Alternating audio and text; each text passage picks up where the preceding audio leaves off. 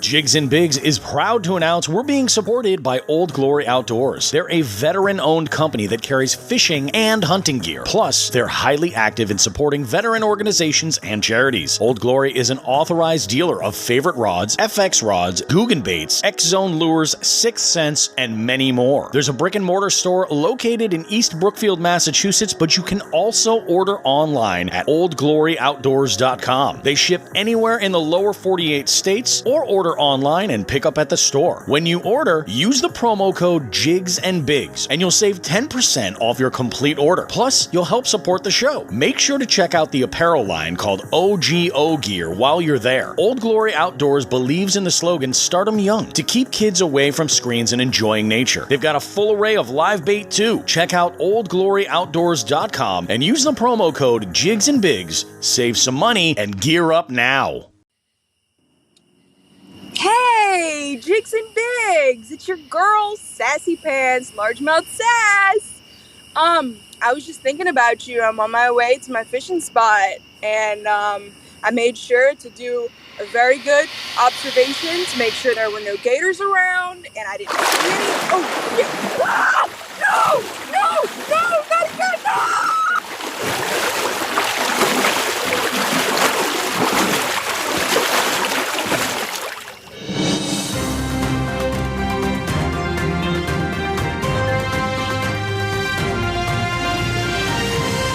In local news tonight, the body of a local woman was found at City Park in New Orleans today. The apparent victim of an alligator attack, except witnesses say it wasn't a gator. It was a hippopotamus.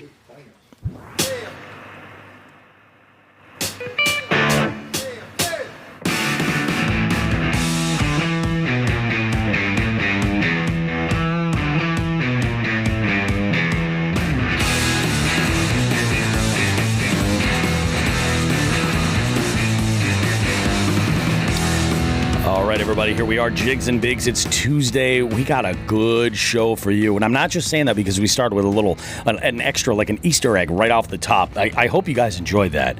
But this show is jam-packed with all kinds of value. What are we going to talk about here, folks? Well, it's springtime. It's springtime in New England, and all of the fishing freaks, we're getting it together. We're getting it all done. We're going to talk about Life Fest, guys. Really important stuff. A little bit of a rant, if you will, but some statistics that'll really kind of show you the importance of it all. We have some information about fishing-related shit like dock work from Sean the Fisherman. And then we both had some fishing adventures to review over the last 7 days. Some fruitful, some not so fruitful, but a lot of fun was had. We'll cover the details in a bit. Our own jig head, our very own loaded potato, he broke some kind of a record. We'll talk about that, get into the details with that. For the first time in months, people, we have an actual Sean the Fisherman story from just this week. We've also got some tales of gear acquired and some happenings, some social gatherings that happened at Old Glory Outdoors earlier this week, and we've got a whole list of tournament stuff to go over, all kinds of stuff. We also have actually a species list for the May Jigs and Bigs tournament. That's coming up for you, and big shout out to Berkshire Brett. He contributed a portion of what we're going to cover. We're going to talk fish kills, guys. It's that time of year. We're going to talk about why and how you can learn more about it and all that good stuff right after this, guys. Don't go too far. We got more show coming up.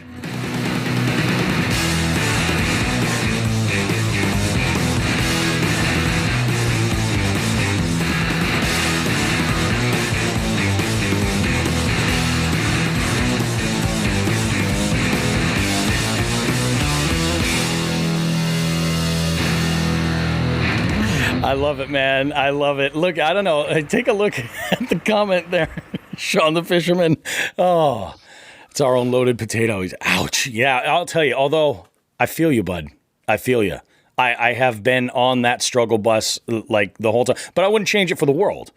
And going through some of the DMs that have been out there with some of our cohorts in the Hookset Hoodlum Pro staff and the Stretching Lines production folks, it's like, it's either feast or famine out there. So, Sean, how you doing, buddy? Good morning, man. Good, man. How are you? Yeah, I'm doing pretty good, man. I'm doing okay. I had one hell of a day. Crazy day, running around like crazy. But off the heels of an amazing weekend. Lots of fun to be had, and we'll get into that in a little bit. How was your weekend overall? Pretty decent? No, I'm sending the skunk. I have the skunk gif of a family of skunks running around in circles around each other. Yeah. I've been getting a lot of use out of that when people ask how the fishing's been, or they'll tell me how the fishing went. Yep. Case in point, loaded potato got that today. I hear. You want to jump right into? Want to jump right into that tragedy? Let's jump right into that. Absolutely. Like one of our esteemed jig heads. I would say like in the what's that club on the Flintstones, the Water Buffaloes? Like he would be like up there in the rankings. Yeah. Oh, the Mile High Club. Got it. Exactly. Oh, there. We'll come back around to this comment. Joe jumps in and says, "There's the shoplifter." Nice. Yep. Very, very nice. All right, so let's get into it. Andy had a first, and I didn't realize that this was the case. He got skunked for the first time out in his boat. Yeah, he bought that boat last year, and he's been having a blast with it. He's been catching a lot of fish on there. Nice new bass boat, and yeah, today was the day. His number got called. Man, it happens. He got the skunk gif. It happened. But I'll tell you what, I mean, like, you know, it's got to be worse when you're like, you know, you're all psyched. You got a new boat. You're out there for the first time. And then if you get skunked, then that's no bueno. You can't have that. But, you know, I mean, he made a good run.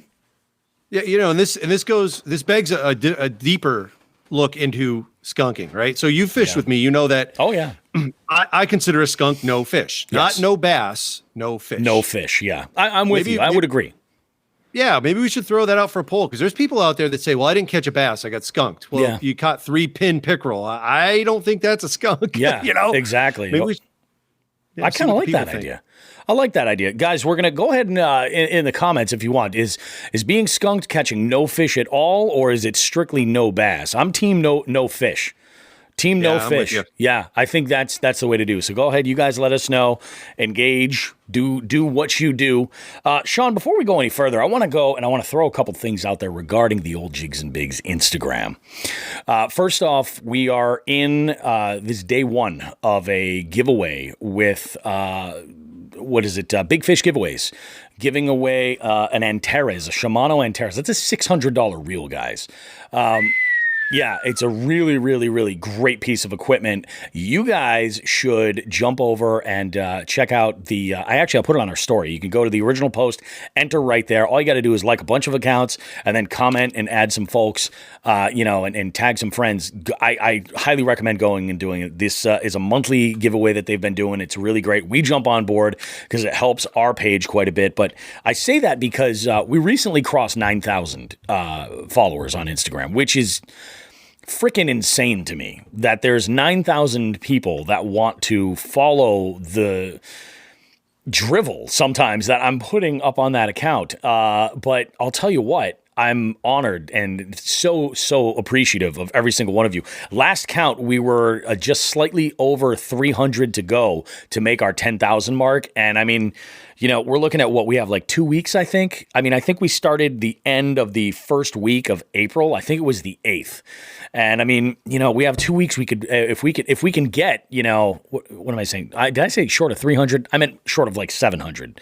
If we could get up that high, that quick, I don't know. I might lose my freaking mind. I might be tempted to just do an additional giveaway at random. You get up that high, you might be in the Mile High Club. I might be. Andy. Yeah, oh, God. Goodness. We got an amazing guest this week, too. A truly amazing guest this week. We've got the one and only Lachwoodfishing. We've got Cody Van Sant from the Hookset Hoodlums fam. And he's got stories. So many stories. You guys are in for it. And I'll tell you what. I'm going to go out and just to tease it a little bit.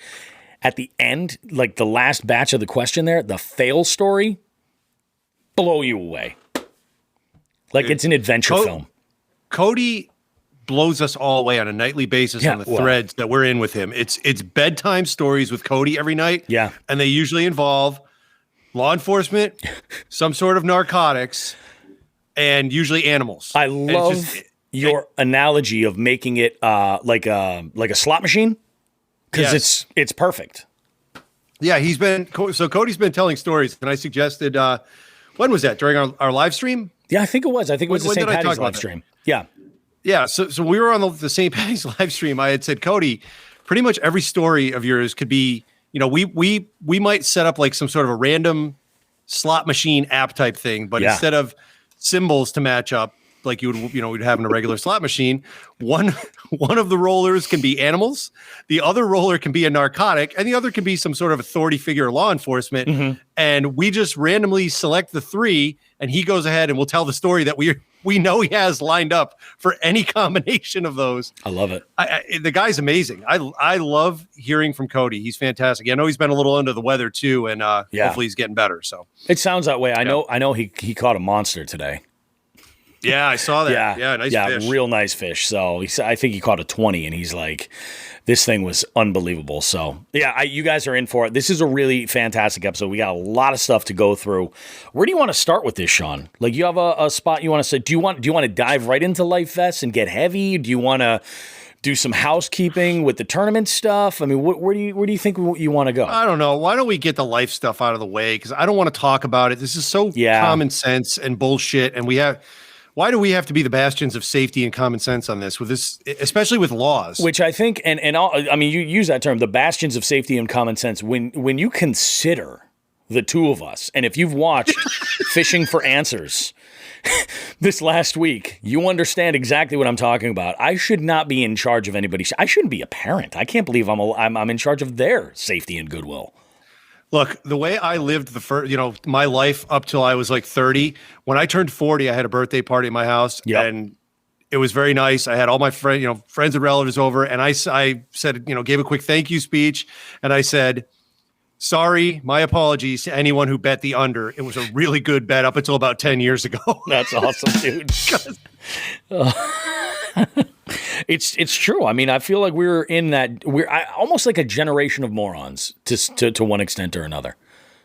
Yeah. I don't know. Yeah. So what we're talking about, guys, here is something that we have not skimped on at all. Like we've had conversations about water safety before, both, cold water conditions and just in general. But I mean, just as early as last week, we were talking about how in Massachusetts here, from basically like September to May, you have to wear a PFD while you're, in your watercraft. Like, you've got to wear your PFD.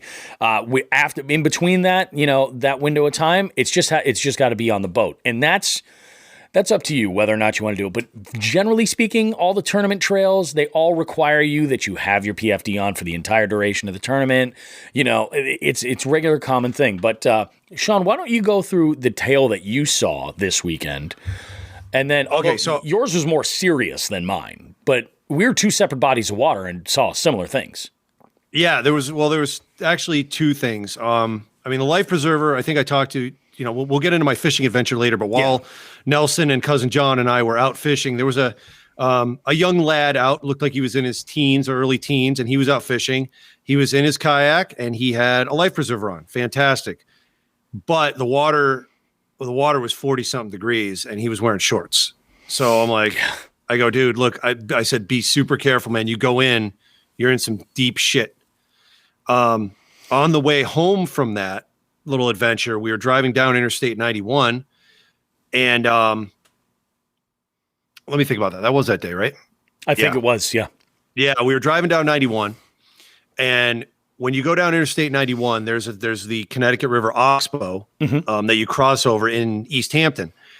And we looked in the Oxbow itself before it connected to the Connecticut River, and there were 3 kayakers, all of them shorts and hoodies, no life preservers, no nothing.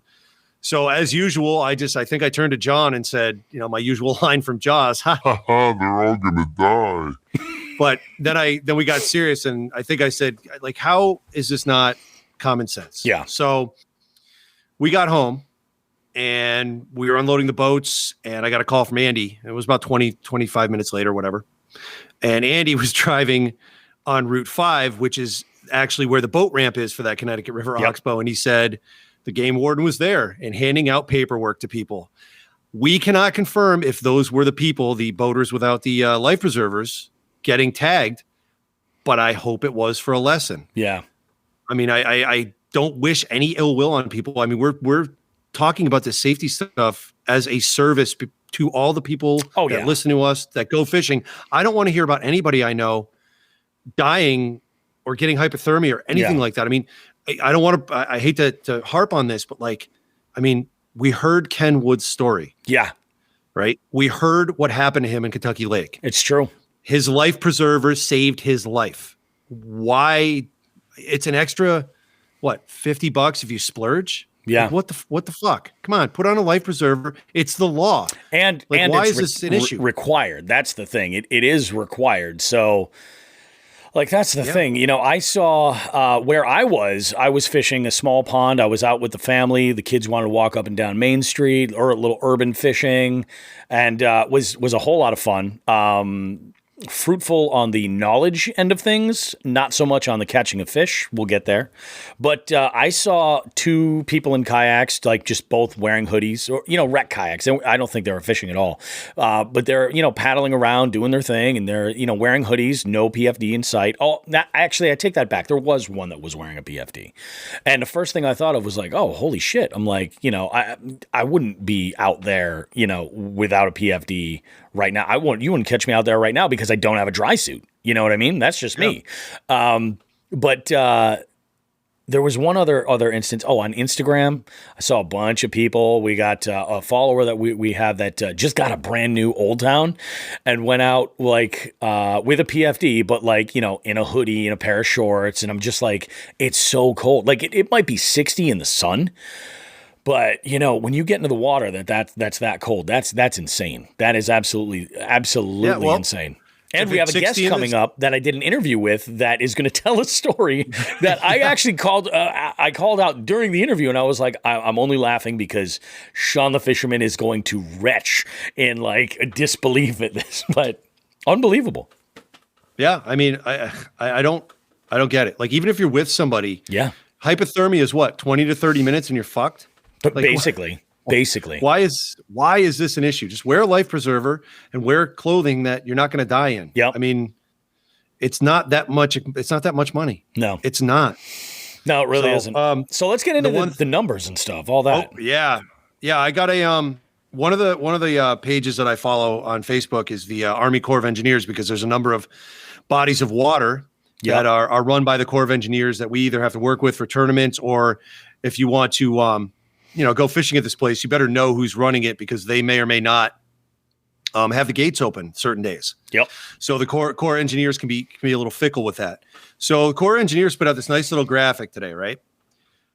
Total fatalities, and this is swimming and boating, from 98 to 2000 to 2020, from 1998 to 2020, 3,600 people. That's a lot of people. So that comes out to be what? That's 22 years. So 22, 35, do some quick math. It's like a couple hundred a year, or just under that. 100 and a half a year. Sound right?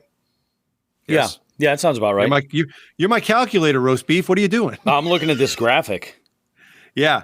So the boating side. Now I'm going to focus on the swimming side. The swimming side, I mean, things happen seemingly at random. Like, case in point, one of the lakes that on Cape Cod, where they do lifeguard training, one of the young kids doing the lifeguard training passed on during the training, drowned. Like, how that is so freakish. I get that. Like, swimming, things happen, fatigue comes in, but like, as far as boating goes, it, just simply wear a life preserver. Now, I know big boat trails, some of them, the rule is once the motor stops running, you got the trolling motor on, you're okay to take it off. Yeah. That's your call.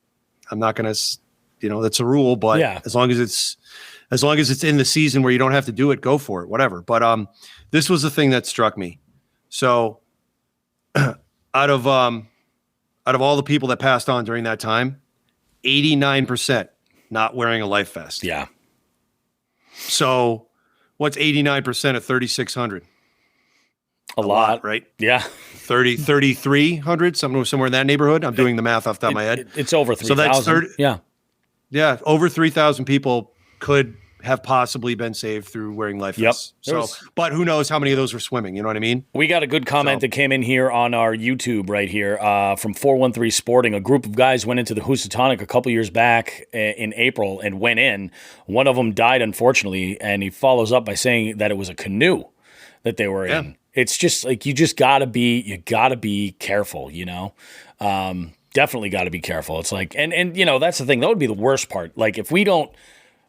You know, we have the opportunity here with this podcast to kind of like mention the you know positive side of wearing it. You know, you'll live, you know, of wearing your PFD and why it's so important. So, you know, we wouldn't be doing our jobs with this if we didn't at least make it known. You know that hey, you know, you really just be smart, be safe. You know, yeah. And one thing you and I both are bitching about here, and not. We're not bitching about it another way, is that the people that we all saw were all wearing shorts, correct? Yeah. So if you looked at me in my boat the other day, like you would not be able to tell that other than me wearing my life vest that I was wearing anything underneath, because all I had was a long sleeve shirt on, a long sleeve t-shirt and a pair of rain pants, but underneath I had my neoprene wetsuit on. Like, so if I went in the water, I was fine for some time. I mean, obviously it's not like, hey, let's go swimming time, but exactly. If I would gotten out quickly, it buys you more time, you know? The problem is everyone we saw was wearing shorts. Yeah. That's, you know, great, smart. I don't know. I'm making a face. For all the people that aren't watching us right now, I'm making many faces. Ooh, that turd. Ooh, those turds. Oh. So wear your PFD and wear clothing that's not going to kill you. I don't care if you listen to the show or not. Just don't die. That's all I have to say. It's true. Fucker. So unbelievable. Can I just flow into something now that I'm all pissed off? Fire away. Go. Absolutely. Yeah. All right. Well, I got to scratch my ear. Itchy ear. All right. So, we have a Sean the Fisherman story. Oh, goodness. Yes. I don't know why I am a magnet for this shit, but I had two witnesses with me, which was wonderful. Absolutely. I had a discussion about this John the Fisherman story with one of said witnesses as it was happening, because it went on for fucking 3 hours. That's amazing. I'm only going to give the highlights on this, and I hope he's listening because he knows exactly what happened this weekend. So Nelson and cousin John and I went out to a small pond, and this is good. Just so we know, I'm going to mosey through this Sean the Fisherman story because there's really a lot to unpack here. And I'm not going to do it like the standard quickly busted out Sean the Fisherman story. So we got out there, and it was 9 o'clock, 9:30 maybe, 9:30. I think we got to this pond. Mm-hmm. And by the way, I am seeing the notices. Thank you, Nick. I'm not ignoring you. I turned off the comments on my side so I don't butcher the show up, which happens sometimes when I'm not paying attention. I'm like a hamster in a cage. You know what I mean? Ooh, my wheel. Ooh, some water. Ooh, my wheel. Ooh, squirrel. Some food. Ooh, my wheel. Yeah. Yeah.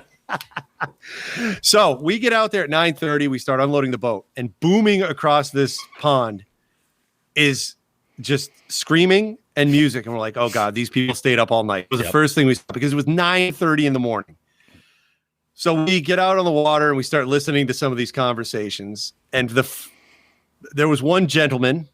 The word gentleman I use very loosely. Apparently, that was screaming about wanting to bang one of his friend's sisters. And I don't know if this friend was there. Yeah, this went on for a while. So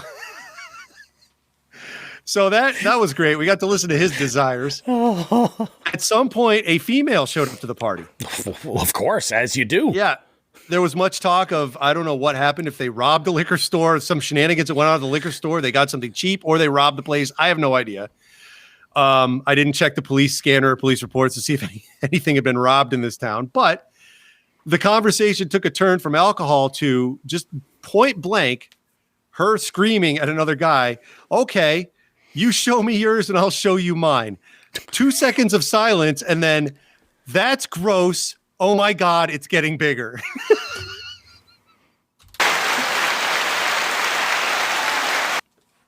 That's when I paddled over to Nelson to verify that I did in fact hear that and laughed. The rest of the 3 hours was spent listening to what perhaps was the most horrific playlist I have ever heard. Yeah. There was a couple gems mixed in. I can't fault them all. You know, I haven't heard for whatever reason. I haven't heard. It's a who's superstitious? Stevie Wonder, right? Stevie Wonder, yep. Stevie Wonder, Superstitious. Haven't heard that song in years. Fantastic. Too bad they cut it off 3/4 of the way through, so someone could put on Limp Bizkit, Give Me Something to Break. There was some Backstreet Boys mixed in. This was such a shit show. I do not know what chemicals and alcohol were flowing through these people's veins, but it all stopped around 1 o'clock, and they obviously succumbed to the drugs, and that was the end of it. Yeah. Man. Dude, it was crazy. And I'm sure Nelson and John, who were sitting there with me, could tell you other snippets of conversation. The problem was the further I went away from that house, the happier I was, because it's all you could hear was shitty music for hours. That's no fun. That's no fun. And that's quite the turn. Yeah. Limp Bizkit to freaking Stevie Wonder. It was to Backstreet Boys to it was just awful. It was awful. It was so bad. Like, I don't know why I'm a magnet for intoxicated people when I'm on the water. John Connon asked if Steel Panther was in there. They were not. At least those guys can play. That's true. This is very true. They can play. They got their gimmick. They're goofballs. Yep. They do their thing. So, that happened. That happened. Somebody showed her theirs. It was gross and growing, and that's what I learned. That is wonderful. I think we should start talking about our weekend, but I think we should start with Old Glory, because all great stories, at least in our circles, start with, hey, I was over at Old Glory, and that's just how it starts, you know? It's a tale of two weekends, really. Sean had a delivery job to do, and I had as well as a pickup, and I was there for a pickup as well, and I met up with some homies and did some fishing, and it was pretty good, to say the least. So I'm going to go ahead and jump into the reason why I was there. I was there to put together two other combos. I've been really into the ARC Brandon Cobb series rods. Those are the cool. They're like a dark, almost like an evergreen like color rod with cork handles, but they're painted and they have this camo pattern on them. Everybody's that sees them, it catches their eye right away. And I was looking at the lineup, and so what I've got here is a medium bait caster, 7.3 medium. I've got a 7-foot medium heavy, and that one's called the kitchen sink. And then I've got I bought another finesse combo. Now that finesse combo is called the fairy wand, and it's a medium light. And I'll tell you, I've been using that the past few days. And I love this thing. I love it for a drop shot. I was throwing trout lures with it. While I was out, actually, I couldn't get any of the stalkers to actually bite. I had some follows on a 6 Sense Provoke 106X. That was amazing. Like, I absolutely loving it. Had a great time. Fished with Delirious. Got skunked with Delirious. Had a phone call with Rachel. You might remember Rachel. She's like looking to be our most listened to episode. Rachel Walka. Had a phone call with her. Caught up. She was getting skunked in Jersey as we were, kind of all having this one conversation. Not a fish to be caught, but I couldn't believe it when I was seeing these rainbows with following this jerkbait on Sunday. Blew my mind. But the action of these things is absolutely out of this world. I mean, it's like throwing an e-brake on the car on the highway. When you twitch that rod tip and it just finds its spot, it just stops on a dime. It is wonderful. And I'm sure that's going to change with the temperature of the water, but unreal. Yeah, that's awesome, man. At least you had some follows. I'm wondering, did you try downsizing or anything like that? I did try downsizing. The only problem, I tried throwing another jerkbait that was downsized, and that's a floater. So it wasn't staying exactly in that spot. I had to work it a little bit quicker. I threw some rooster tails. I threw some spoons. And I even threw some little egg sacs with a bobber. And that worked great with that combo as well. I just used a finesse hook because it was the smallest hook that I had. Little finesse hook, tied that on, and then I tied the bobber up top. I have one of these old school painted cork floats with the eye on one side and basically like just a pointer up on top, and it just, I think because of the heft of it, it floats and a little bit more naturally than like styrofoam or plastic right up on the surface. When it, in my mind, if you have a weightless bait that's floating there on a hook, I feel like when the fish grabs that bait, that float is not as abrasive as far as like getting some resistance back. I don't know. But what do I know? I know nothing about trout fishing. I'm trying to like put it together, but it was crazy. I couldn't believe. And my theory is that I know this pond gets stocked. Rainbow stalkers are stupid. Like I don't think they're dumb. I don't think that they've got the ability to hunt, because I popped this jerkbait and it just parked in this one spot, and this one rainbow, good size one too, like flipped around and looked like it was trying to take a strike at it, but was all derped out. It was just like, I don't know what's going on here, guys. It's just a mess. Just a mess. You could hear him swimming by going, ooh, piece of candy. Ooh, piece of candy. Can you believe that? Oh, I feel like I'm in Quahog, Rhode Island. There you go. Piece of candy. Fighting the chicken. James Woods, that's what it is. Yeah. Oh, goodness. So my Saturday before we met up, when we met up, my Saturday plan was, now we went fishing on Sunday. So Saturday, because that location I went to was a little bit north, I wanted to make sure there was no ice, or at least that we could get around it. And the pond we fished at has a couple of different parts joined by a channel. So I said, well, I've got to go to Old Glory. I had to pick up what I had to pick up. I was checking on my reels. I ordered 3 reels through Old Glory. They had not yet arrived, but Joe had just gotten a shipment in, so I was allowed to look through that and see if they'd come in yet. I did pick up a couple chatterbaits, which, you got to restock chatterbaits. What are you going to do? Yeah. And Cousin John's Christmas present had finally arrived. Yes. A little late, but that was due to the supply issues. So Cousin John's wife contacted me before Christmas and said, I want to get him a good fishing rod. So I recommended a 13 fishing, an Omen. I think it was an Omen Black, and medium heavy 7.3 spinning rod. Nice. So we ordered it. It came in. Notice I didn't say paid for it. I'll come back to that in a minute. And then the last item I had to pick up was for the work I did on Wild Bill of the Hookset Hoodlums kayak. Yes. I think I mentioned last show or the show before that I had a fish finder sitting around. It was a basic fish finder, great to start off with, depth, temperature, you can see shit on the bottom. That's all you got to worry about to start. So I got that all hooked up.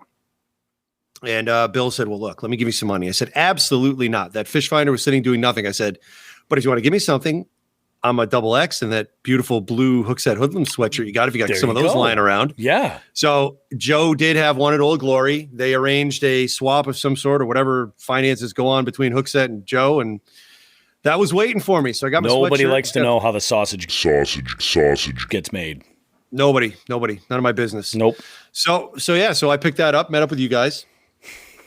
Hung out for a little bit. We talked to, Chris DeBari showed up. Yep. Eric Graves was showed there. up. Great to meet him. I love it. It's like a little social event every single time. It was. I love it. Yeah, it really was. If we give a heads up that we're coming out, or if anybody else does Hookset, there's always, people coming out of the woodwork to stop in that day, which is nice. And then Jay Manning stopped in. Oh yeah, that's right. Yeah, Jay stopped by too.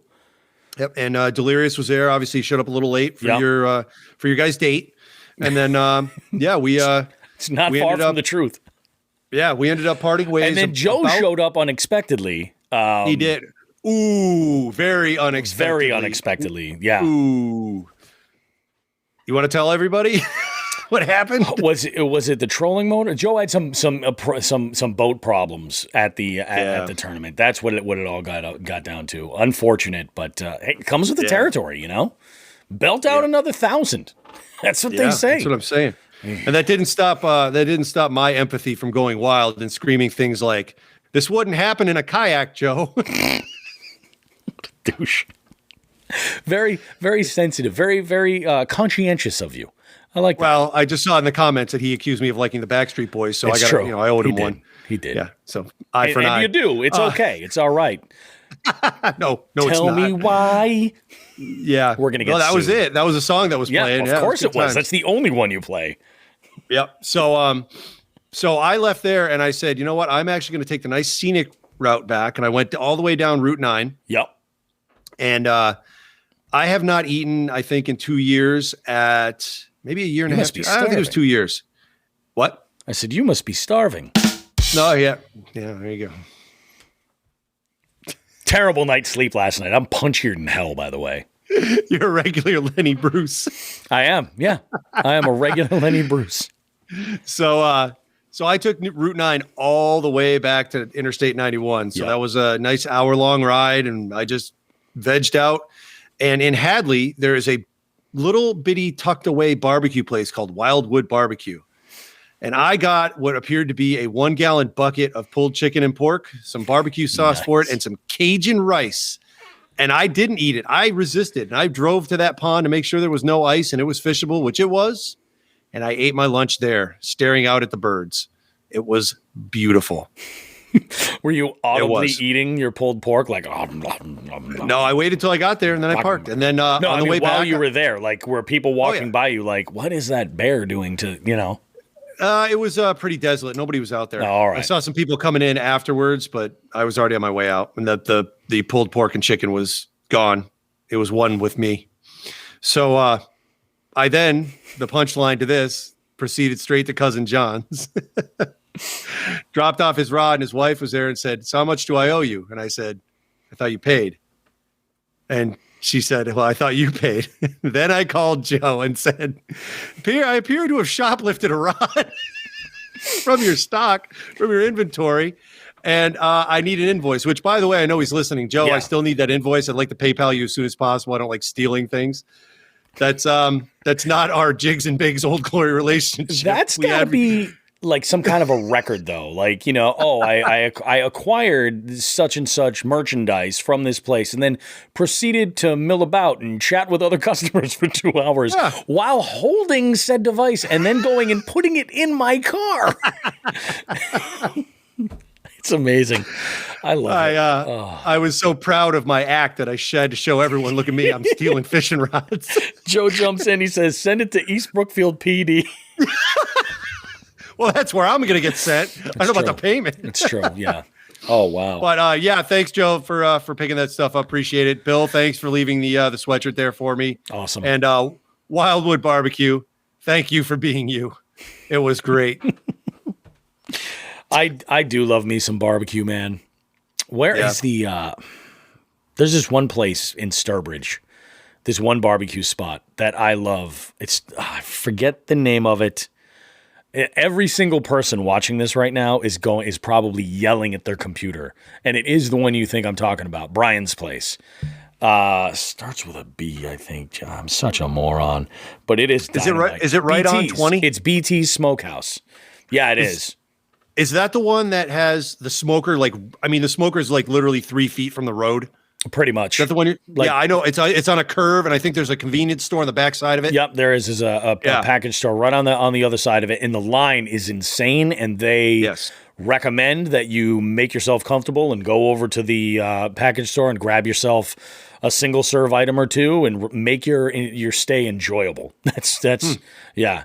It is. BT's is fantastic. I mean, unbelievable. I don't think I've ever had Wildwood before. I've driven by there. I don't even know how many times, but one of these days. Well, there's a lake that we tend to night fish at that's been kind of punished over the years. So maybe I know Nelson and or John and I it was John. We were talking about it yesterday. We went out with one of his cousins from the other side of the family, and we stopped. We said, let's do some night fishing. We stopped there for dinner. So yeah, so we can do that. That's a very easy setup. Take our time, leave the houses at 4 or 5, mosey on up, grab some food, and then the things will start cooling down, and we'll get out there and stay out in the night. Yep. You said you wanted to night fish. I'll set you up, dude. Nice. Yeah, we'll take care of you. We'll stay out from where Sasquatch is and all that. But by the way, speaking of which, Delirious and I did some talking, and he's itching to get up in some of those sketchy woods. Of course he is. There would be nobody else who would be that fired up about getting into the sketchy woods. Yeah, well, it may not be just the 2 or 3 of us, because I might have somebody with a firearm with us, because I don't carry. So. I think it's a good idea. Yeah, I think that's a smart thing right there. Yeah, so we'll take care of that. That place that's that's a sketchy place where I know where I want to take him, and I'm starting to not like going there because of the shenanigans that happened, especially last year with that shit in the spring. That's still creeping me out. I don't know what animal is out there whimpering in the woods, but every hair on my body stood up. Well, we heard a couple of things one night while we were out there later in the summer. And it sucked too because I was on a good spot. I had caught a couple of good ones, and I'm like, yeah, this isn't going to be a good thing. It's time to back away from the bank here. Yeah, it's creepy shit out there. It is. I don't know what's going on. Oh, what do we got next? Dude, so check this out. So in the theme here of all the fishing we did, so you saw some trout that were a little active, probably stockers. Yep. When Nelson and John and I were out, we saw some bluegills moving into the warmer sections of the pond that were a little wind sheltered, and they were kind of piling up around timber. Just, this time of year, it seems like for like a week or two, all the fish in a body of water forget that their, predator-prey relationships exist. And they just sit in the warm water and warm up. It just seems, I always see them. So the bluegills were active, just moving into the warm water.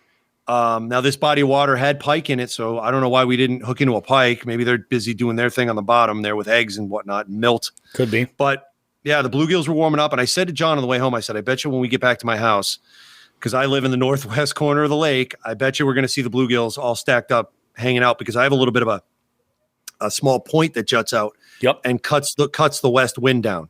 So they can sit right next to my dock, and they're just getting a suntan. So, of course, when I got home, I don't know, 30, 40 bluegills, couple of nibbler bass, just all hanging out, getting some sun. So that's where we're at in the valley. I know there's places that are catching fish, particularly Cape Cod is like on fire. They're full into pre-spawn and it's slowly moving towards Worcester. I think even up to the Worcester area. Cristobari was showing me pictures the other day. He had a good, decent day. Yeah. Yeah. And congratulations to Chris. Yes. He just got on bait casting reels, and he had a great day. Like, caught fish, like, had, like, no real crazy horror stories or anything. Like, good job, man. And more importantly, he caught a nice pickerel. He did. On a Jigs and Bigs Dude Bud. Yes, he did. Jig. And the Dude Bud catches fish. The Dude Bud does catch fish. It does catch good for fish. you, Chris. No, that is awesome. It's funny you mention our jigs because I had done something. I wanted to have a slightly smaller profile. This is when I was fishing with Delirious. And I turned one of our skirts, the Absolutely. I was fishing with this guy. And I wanted to make it a finesse skirt, like kind of like, create a little bit of a smaller profile. So I basically just bunched up all of the top strands here and gave it a haircut, and it was beautiful. Absolutely beautiful. Yeah. You gave it a bris. I gave it a I did. You did. Yeah. Shalom. Gross. So with the bluegills all over the place and the water's starting to warm up, I'm kind of on the clock because tournament season starts for me in 9 days? Yeah. So it's coming I'm wrapping up some of the work that I've been plugging away at over the years. One of the things that with my house being on the water that I've really put a lot of work into is my docks. Yeah. So the first dock I had when I moved to the house got ripped completely up from the ice. It was posted in, so big giant steel pipes going right into the muck with these corkscrew anchors. Yep. And that thing got destroyed. So that was pulled out years ago, but I lucked out. A friend of a friend works part-time for a dock company, and a custom order went through and their boss was looking to dump it. I said, I'll take it. So I got a 3-section floating dock, just the aluminum frames and the square plastic floats underneath for a very good price. And they sat and I waited. I had to make a staircase down to my water, which I completed last year. And then, so that got done. The docks went in. Instead of keeping those squared off black plastic floats that are made for those docks. Yep. The problem with those is they can't stay all winter. The ice will crush them and they will sink at some point. So the blue 55-gallon polyethylene barrels you can buy anywhere for anything. A lot of people use them for rainwater coming off their roofs and stuff. Yeah, there's a million uses for those things. I got a really good price on them. Some guy was selling them cheap from the factory he worked at. Once I guess they get to a point they're no longer good. Well, I don't care what's inside them as long as it's not toxic chemicals. It was the ones I got were lube. Man, it was some sort of what'd you say? Lube. Yeah. No, it was maybe. It was some sort of vegetable product. So when you opened it up, it was literal toilet wine. It was awful. It just stunk. It was fermented.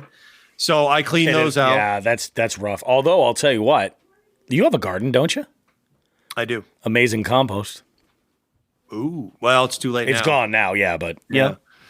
So disgusting compost. So yeah, but. I cleaned those out and attached them to underneath the docks.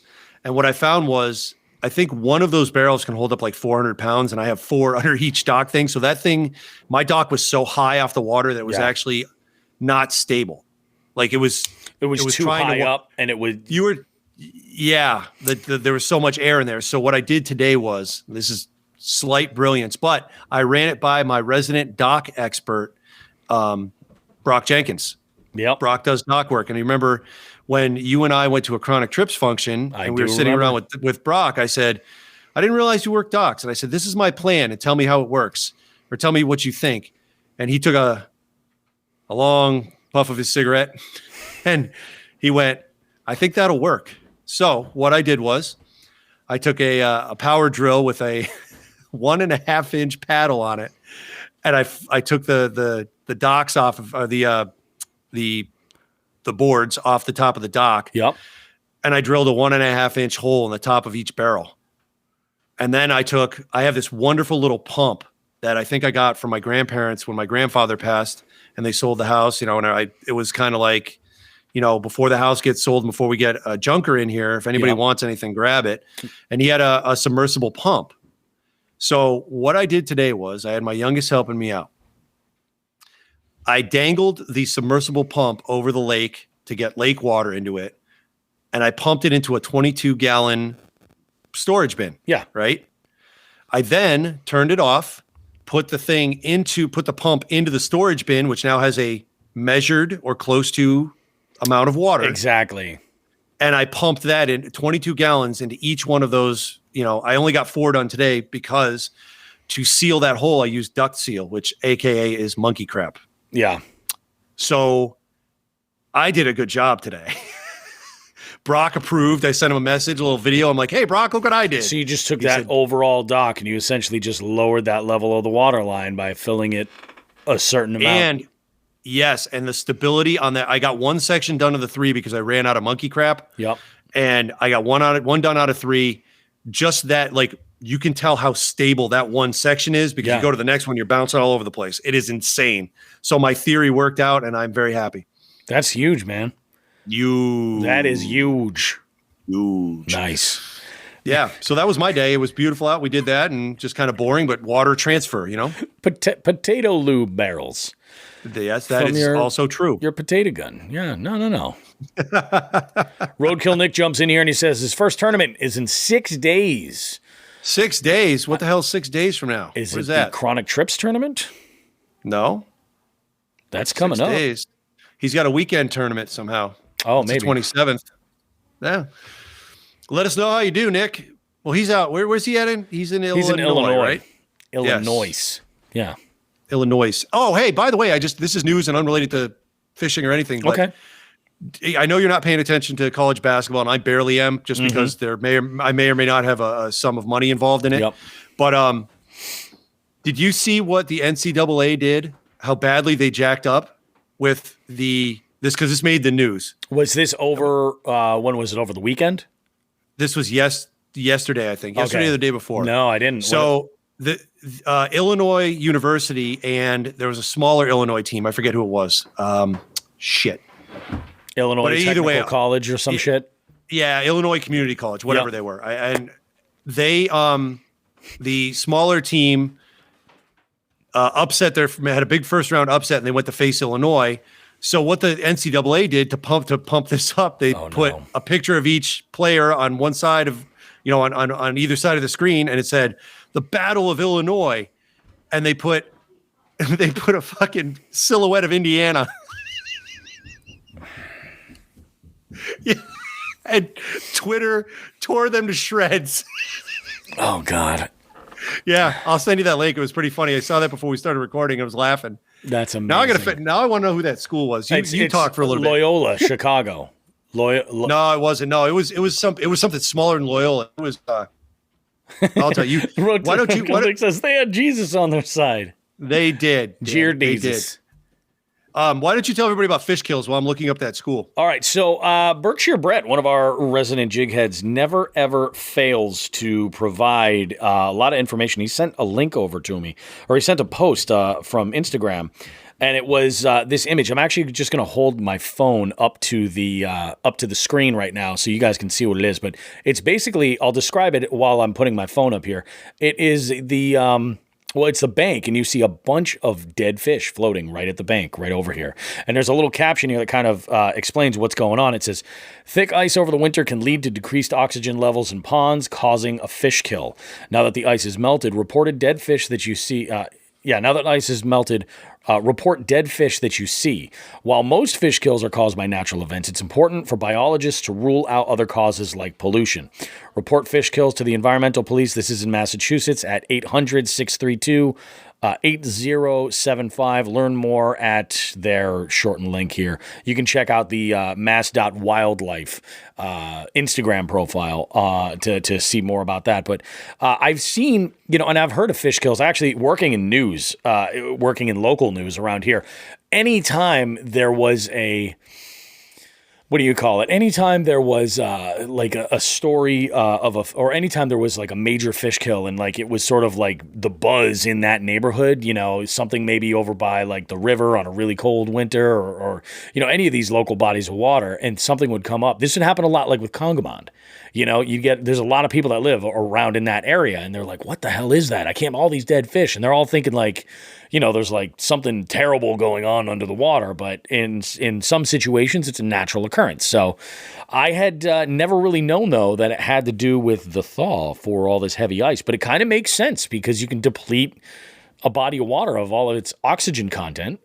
It kind of makes sense. But yeah, thank you, Brett, for sharing that. If you're a Massachusetts angler and you want to follow mass.wildlife, you should. It's there's a wealth of good stuff. And actually tag them in your great fish catches, too, all around Mass, because they will share your images and they're very engaging with the fishing community. So check that out. Good stuff. It was Loyola Chicago, if that's what you or Nick said. That's what, yes. And I just sent you the graphic where it says the battle for Illinois, and it says Illinois' team, and it has Loyola Chicago, their logo, inside the state of Indiana. Are you looking at that? Yes. Oh, that is fail, NCAA, fail. Epic fail. Yeah. And we're talking about sports that align with higher learning. Yeah. It's good stuff, man. It's good stuff. Good times. Good times. Oh, goodness. So yeah, if you find a fish kill, Bobby, just pop that information out for you. Yeah. Help out the department. And this is going to be gross, and I know Andy's going to laugh when I say this, but there's another thing you can actually report. The state of Massachusetts, they used to. I've actually, I think, reported on it a couple of times. This is you know where I'm going with this, Bobby. I'm afraid I might. Yeah, I'm afraid I do. Yeah. So all hot tub partying jokes aside, there are actually an invasive species of freshwater jellyfish in Massachusetts. Oh, they're really? about nickel. They're nickel sized. They don't sting. They bloom like algae. So you might not have them for 2 years, and then all of a sudden your pond is covered in little bastards. But I came across them 10 or 15 years ago, said, what the hell are these things? And they are freshwater jellyfish. You can report those things on the Massachusetts Wildlife site. Mm-hmm. Poke around for it. I don't have the address. We're all internet savvy here. If we could find whatever flavor of porn we want to watch tonight, then you can definitely find out how to report freshwater jellyfish. Yeah, but what's you Nick heard yelling it about? First. He's saying freshwater jellyfish exist. They do. They're little. They're nickel sized. They don't sting you, but when they bloom, they bloom. There's a lot of them. Yeah, I haven't seen them in a couple of years. Excuse if you want to pee on somebody to make them, You don't need jellyfish for that. Oh, you just need permission. I didn't think you were going to talk about, the hot tub jokes and the jellyfish or anything like that. I thought you were going to go the pickerel route. Well, our good friend Andy, when I had first figured out these things and how to report them, he started making hot tub jokes. And I was completely unaware of those jokes. I'm like, what are you talking about? Then he explained to me a freshwater jellyfish in slang terms, and I vomited. It was good times. So go Google that, kids. Yeah. That's rough, man.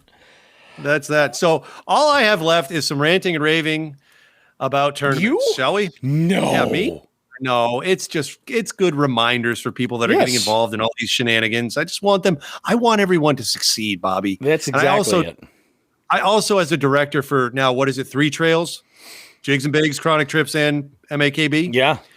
I also want you to limit the amount. Overachiever. Could you imagine that? Now you're directing 3 trails a year into this podcast. Unreal. We've stepped into an alternate. Do we have 9,200 followers on Instagram? I mean, we've stepped into an alternate reality here. It really is. Whatever. So I just want to avoid doing redundant work. I don't mind doing work. It's redundant. Yep. Streamline. That's what we shoot for here. Brian is chiming in here, says Sean was waffle stomping jellyfish in the shower trailer. He was a little, it's not his fault, Brian. He was a little bit lost. He thought it was going to be my covered wagon of back issues of Swank. And so I'm guessing Brian was military, because if he knows what a shower trailer is, that references that's a military reference. Oh yeah. So, I'm sure the vets will get that. And yeah, well, if I ever run into Brian, we can have a talk about shower trailers. I have a story I don't want to share on the air. Yeah, it's horrible. Okay. It ended up, I'm not even going to say how it ended up. It ended up poorly, and I was innocent in all things, and I got the worst of it. So, whatever. We'll talk off air. I love it, man. Yeah. All right, so let's dive in to this your tournament info here, because there's good stuff. There's quality stuff here. So right off the bat, I'm already seeing this, and I just want to reiterate to anyone who's listening, whether you're fishing, you know what? Fuck it. Whether you're fishing any of the tournaments that I'm a director for, or that Ken Wood is a director for, or that you're in another state. Yeah. Roadkill Nick, read all the rules of the tournament. Please, please, please. That number one, you don't want to get yourself disqualified accidentally by not reading something. Number two, you're going to save the director time on, we really strive as directors to put all the information out there for everyone. Yep. And that takes time to do. I hunt and peck when I type. I don't ask my wife to type these things because she will tell me to fuck off, probably in those words. So it takes me a long time to type all this shit out. And when I do that, I'm typing it out so people can read the instructions and then not turn around and then ask me a question that was answered by me typing. You know what I mean? Yep. So read all the instructions. If you have questions after that, I get it. We can't cover everything sometimes. Please ask. But, I'm not going to say who it was, but I got 3 questions from somebody that we're close with, one after another. And after the second one, I said, "You didn't read the rules, did you?" And he said, "Maybe." There's rules? Yeah. I said, "Why don't you read the rules? And if you have any questions after that, get back to me." Because it was just rapid fire. And I'm like, I don't have the time for this. So, yeah. So Nick just jumped in. I'm gonna jump in because it's a very pertinent comment. Nick said his tournament director, before their tournaments, tells everyone the rules. Yep. Guess what? When I'm doing this tournament stuff, now that this is my first year on a trail, I'm going to take the time to emphasize some of the rules that, I don't know, seem to get bent more often. Is gotcha. That, just a reminder, like, hey, all the other stuff everyone seems to be doing a good job with, we need a refresher on maybe 2 or 3 things. And I already know those from, the trails that I fished in the past couple of years. Like, hey, this rule's here. I've seen it flex a couple times, Yep. So I'll go over that stuff. But if you're in a tournament trail, read the rules. The rules are there just to save you the money, because it sucks having a fish or your day disqualified because you didn't read the rules. That's the worst part. You put all this effort, into this. It's like you owe it to yourself, to know what you're getting into. If nothing else, You're paying money to enter these things. I'm not going to get specific with some of the things that I'll be reiterating that I've seen over the years. Yep. Before my trails, but I have a mental list. Like, I know there's some things that people do they need to be aware of, like, oh, I didn't read that, or like MAKB, for an example. They're based off the KBF rules, and then there's addendums. So the addendums are right there in front of you. but you have to click on the hyperlink to go and actually see the KBF rules. And if there's any addendums or changes or anything like that, or adaptations, something that maybe doesn't work in this part of the country, that's when MAKB addresses it and there's a rule change. But it's got references. It's just like anything else. Like, hey, see paragraph 6 and we've changed this, or this is great, but we're adding a twist there. Like for years, Ken was using a smaller minimum fish size for bass because they had tried a 12-inch minimum for years and there was a lot of people getting skunked. Well, when you drop it to an 8-inch minimum up here, there's plenty of nibblers. All of a sudden, people are getting on the board. Yeah. That gives anglers confidence.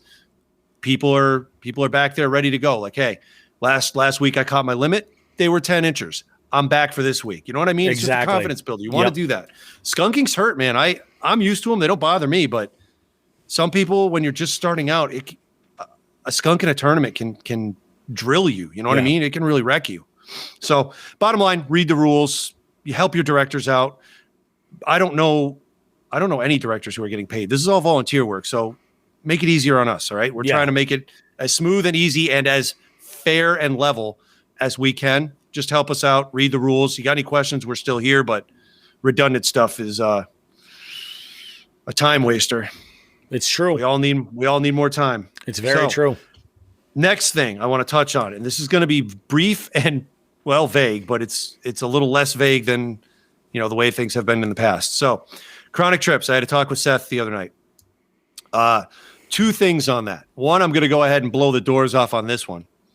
All right. Well, hold on. I got to answer this question. Yes. I just saw that pop up. I'm going to interrupt. I know I'm trying so hard. Go ahead. No, I put that myself. in. I put that up there on purpose. What? Please bring that question up. I'm going to read it. Or you read it. You read it to me, and I will answer that. So Brian chimes in and he says, "What would a limit of true Trents be called?" We could call that a number of things. We could. Could we call that a ministry of Trents?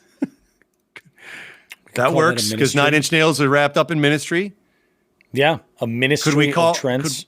Could we call that a covenant of Trents? But a ministry. I mean, is there a band called Covenant? Oh, yes, there is. There is. Oh, I'm not aware of Covenant. But it's, I mean, the lines between ministry and 9-inch nails run much closer. Yeah. I mean, what else? How? That's a great question. Now I'm completely off track. This is why I didn't want to see comments, but I'm good with this. No, this is good. This is quality. Yeah. I mean, a limit of true Trents, you figure. All 9 inchers. Oh, hang on. A hurt. Hurt. Well, you know what? Yeah. Why wouldn't we call it a 45? A 45. 5 9-inch fish. 5 9-inch. Oh my God. A 45. I hit a full 45 today. Holy you hit 45 crap. fish? No, 5 9 inchers. Yep, 5 9 inchers. 5 true Trents. And a 45 would be a single, which Trent Reznor was incredibly fond of. You remember all those numerous remix singles that came out over the 90s? Yep. 45 works. I think we got it. Does that work for you? That might do it. Yeah, I got myself a 45. I like that. It's kind of like a bingo call. Yeah, it's good. Yeah, that's good. We're there. Answered that question. And then Roadkill Nick goes, "Yeah, I got a 45 in my yak." Yeah. I love it. I can get. God.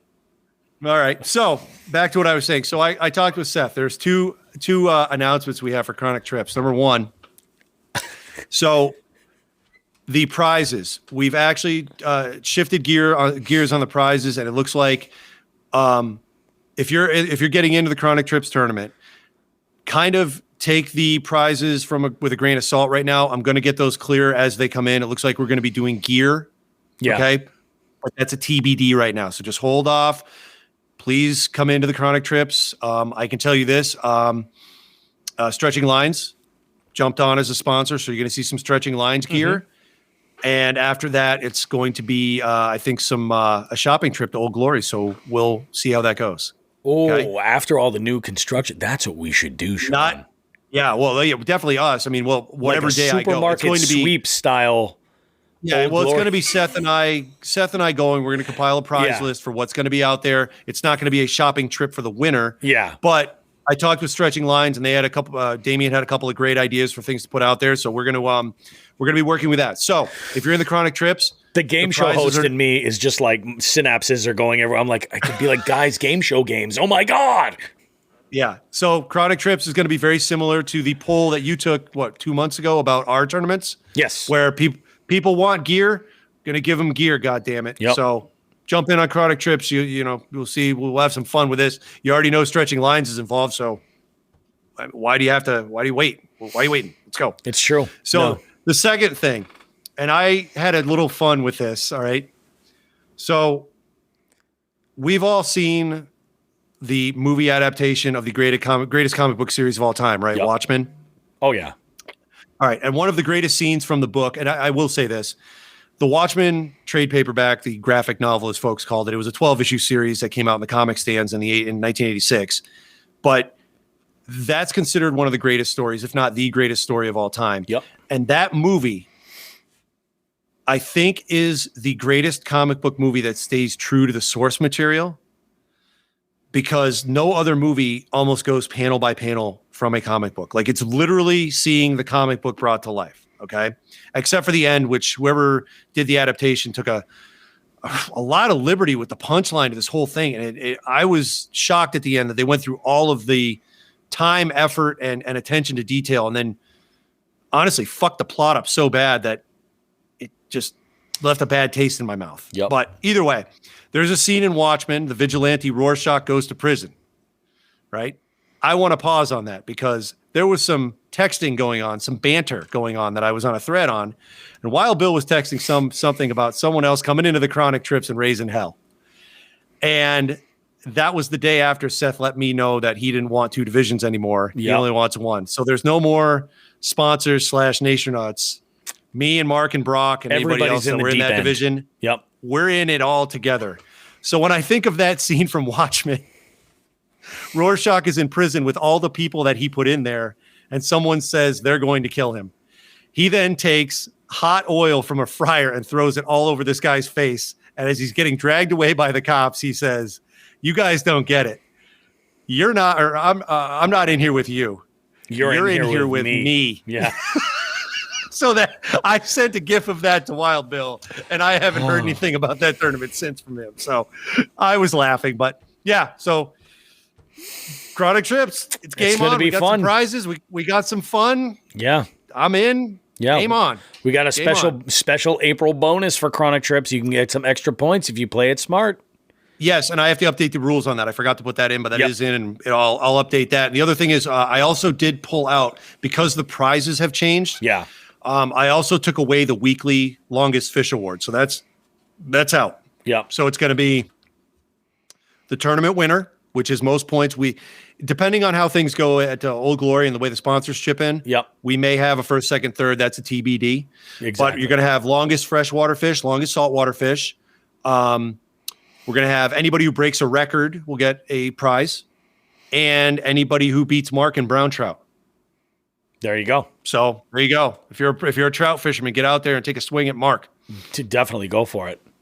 Yep. So that's that for Chronic Trips. And then the last thing I have is a really quick note. So open for registration. We have the MAKB monthly. We have the MAKB spring brawl, which is the no limits tournament, and the Chronic Trips is open. Indeed, it is. And there's one other thing. Yeah. Oh, no, I know. Do you want to talk about it? Do you have the list up? I don't have the list in front of me, so I want you to break down, but I want to kind of give a little bit of backstory to how we kind of ended up at this. So what we're talking about now, as far as tournaments go, is Jigs and Bigs is doing a month-long tournament in May. We asked the folks on Instagram because that's where we have the biggest numbers of traffic. And we put a handful of polls up there, and we got some answers that we're going to do freshwater only. We're going to go all month long. We're going to do, instead of being a cash tournament, we're going to do prize packs. And we'll basically be doing those for different places based on, it's going to dictate how many people we have enter. And that's really the big thing. So that's why we're getting involved with this even before we're in April talking about this, because we want everybody to be fired up and ready. And Chronic Trips tournaments and the Jigs and Bigs tournaments are an ideal situation because first off, they use the same app. They, if you're using the measuring board for chronic trips, either the hog trough or the catch board, you're going to need that to use ours. So it's double duty. You can play and play and play. It's going to be a whole lot of fun. Now, we started talking species because we're going nationwide and we're going freshwater only. So we're taking the salt element out of this. And Sean made a really, really good point last week over instant messages. He sends me a message and he says, how do you want to do this as far as some teams down south that have species that we can't get? For instance, do we include alligator gar? Yes. And then I started thinking, I said, there's some species that aren't so far down south, like you're like muskies, Yeah. So what we decided on essentially was a list of like the top American freshwater sport fish, basically, is what it came down to. The most popular ones. And we're going to categorize some together, like by size, and put those together. I think, did we say we're going to combine largemouth and spotted? Yeah, I can go through the list if you want. Let's do it. Let's go through the list. I got it up. Yeah, so we did 23 categories, okay? Yep. I'll just run through them. Crappie. That's going to be black and yellow crappie because there's yellow crappie in different parts of the country. They're smaller, but we said screw it. They're crappie. Crappie's crappie. And I should make mention. Why don't I say this? When we discussed this list and really narrowed it down, we have a lot of species on there. A lot of the species I'm not familiar with. Yeah. I don't catch them on a daily basis. So I might not be able to tell the difference between a wogger, a saga, a walleye or a sauger, or a sawguy. So they're in one category. Okay. Yep. So this was to help me as much as it was to help anybody else. And Bobby, I might even get you in on the the judging, on the fun on this. The judging with this. We might be working this together. But so we got crappie, black and yellow. Category 2 is panfish. So that's going to be bluegills, red ears, pumpkin seeds, warmouth. Yep. Anything bluegill, rock bass. Rock bass. That's what I was going to ask about. Was rock bass. Rock bass are in there too. And I just put on, for the purpose of our text, because I wasn't wasting all these characters, I just put bluegill, et cetera. Yep. Bluegill, red ear, et cetera. But those rock bass will be in there. Okay. Third category, perch, white and yellow. Mm-hmm. Okay. So for those of you guys who are in the South that are planning on jumping in this tournament, I know perch is a different name for a different kind of sunfish, like a bluegill. That's going to be in that category. It's not going to be a perch. So don't submit it in that because a perch is, for us is a yellow and a white. And honestly, a white perch almost looks like a little miniature striped bass. Yeah. So, yep. Category 4, largemouth to include spotted bass. Yep. Because they're so close. It would take me a while to figure out if one looks more like the other. You know what I mean? Yep. Made it easy on myself. 5th category, smallies. Easy enough. Super easy. 6th category, blue catfish. 7, bullhead catfish, also known as Bobby roast beef. Horn pout. Horned pout. Or as a friend of mine, Dan, would say, let me go ahead. Mm-hmm. Horn pout. Sorry, Dan doesn't even listen. I'm going to have to tell him to listen now. Yeah. So next up, 8th category, channel catfish. 9th category, flathead catfish. We don't even have flatheads up here. That's for you Southern boys and the Blues too. And the Blues, jump in. That's points. Turn one in, you got points, and I'm not getting. You can get Blues in the Potomac, I believe. Well, maybe we have to go down and see Cody. Yeah, we can do that. We'll have to see about it. I mean, you might want to bring some pain Chastity medication belt or something. Yeah. Yeah, chastity belt. Tune in to Fishing for Answers to find out what the hell we're talking about. Yeah, exactly. We didn't pump that either. We'll do that in a second. Okay. So after the catfish, again, like I just mentioned, the 10th category would be walleye, sauger, and anything intermixed. So the walleye category. 11, northern pike. 12, muskies to include tiger muskies. I know those tiger muskies had to go somewhere, northern pike or muskies, and I decided they went in with muskies because that's their name. 13th category, chain pickerel.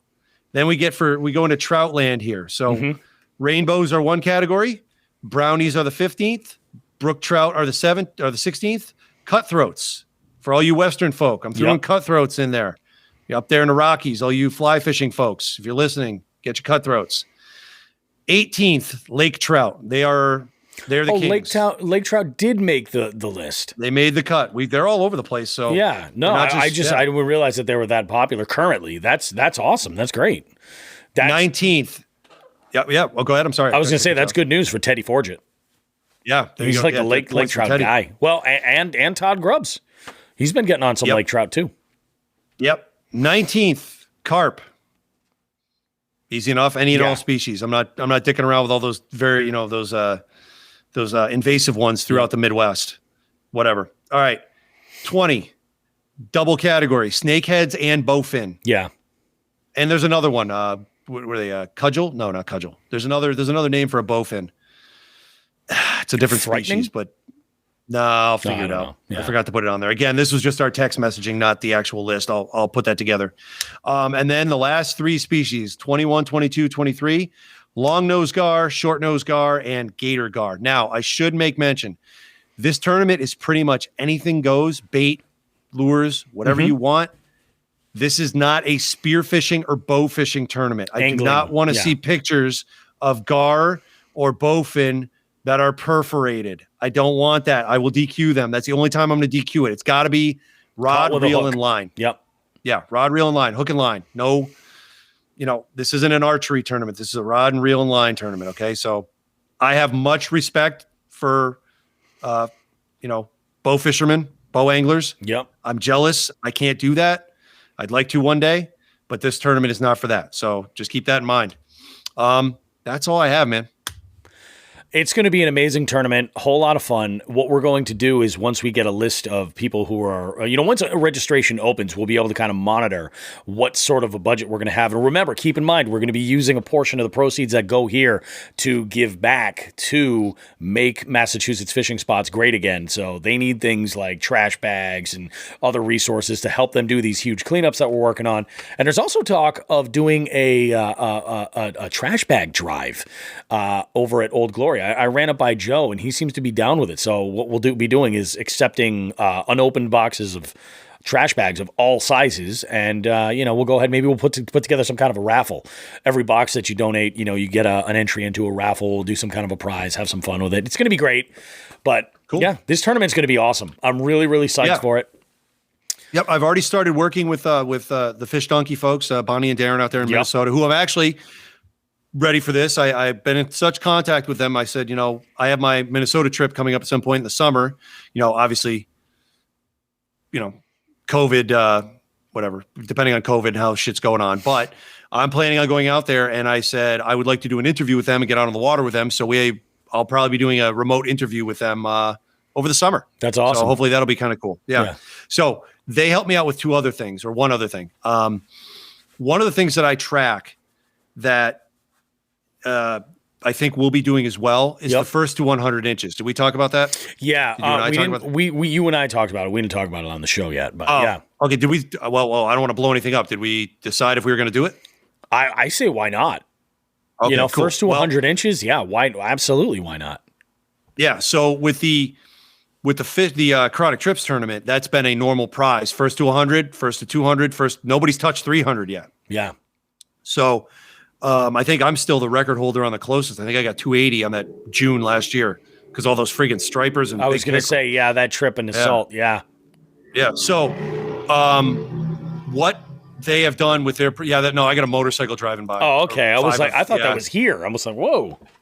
Yeah. No, excellent. Microphone picked it up really well. That's pretty good. Sorry about that. What Fish Donkey has done is, to help see that, because normally people were asking me questions, like usually Nate Shagnan's all over me, dude, who's up to 100? Anybody get 2 yet? I think I got 190, whatever, and they've now figured out a way to total inches, and there's going to be a separate category for that. So everyone's going to be able to see a category labeled, oh God, what was it called? It's something unusual. The mixed bag.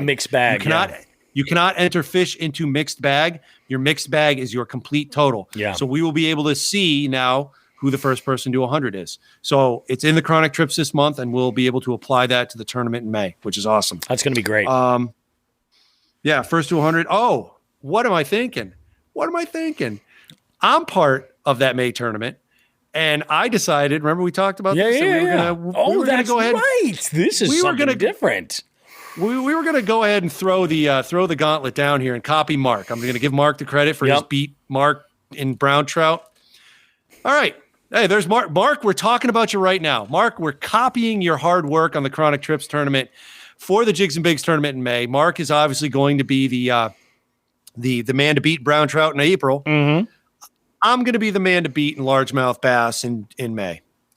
So the way we're working it is, if I get beat by 20 people in length, only one's going to win. It's going to be the top. Okay. It'll be like the top. Yeah. I think that's the best way. We're not giving out 20 prizes for beating me in largemouth bass, because especially if we get a large Southern contingent, that's probably going to happen anyways. But yeah, Mark approves.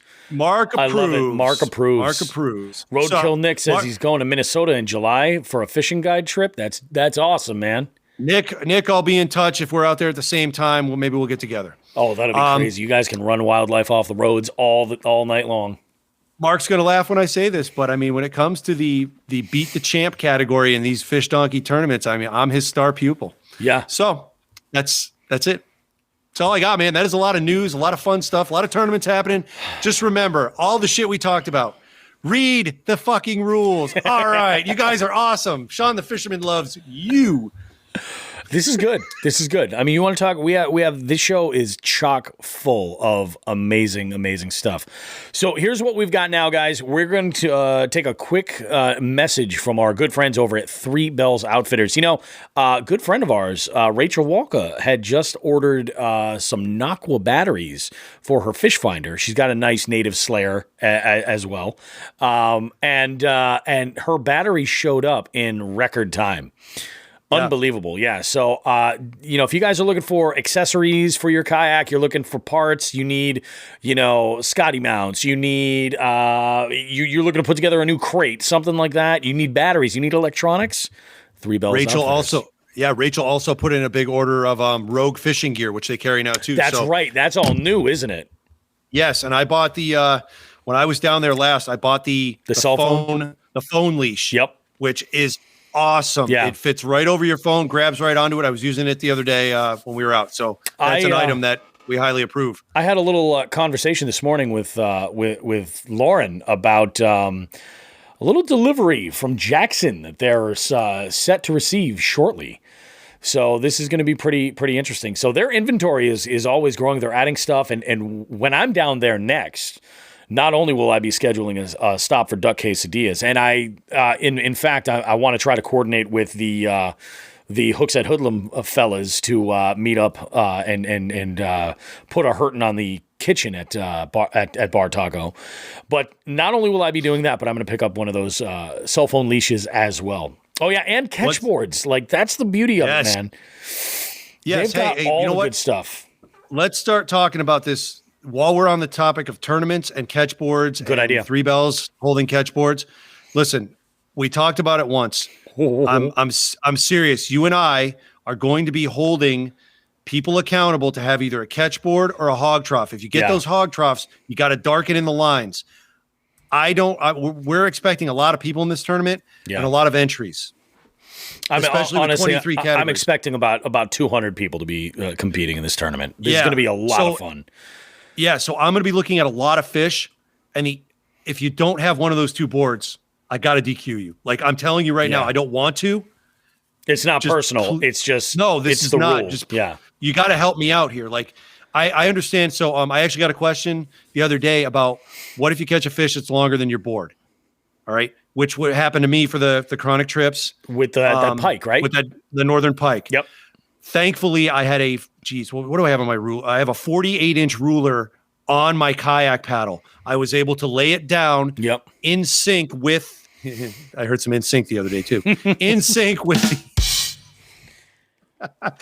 my catch board. Right? Yeah. And the pike was hanging off the catch board, but secure because they're concave. Yep. And I laid it right next to him and got my 39.5 inches. That's acceptable. I understand a fish that doesn't fit on a 36-inch measuring board can be caught and probably will, especially if we're dealing with gar, pike, muskie, and what other big things?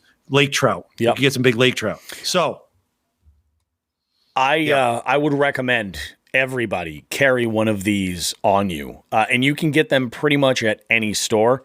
You know those little fabric measuring tapes? They're usually about a yard plus long. I mean, they're pretty good size. They're used, tailors will use them to take measurements for alterations for clothing and things like that.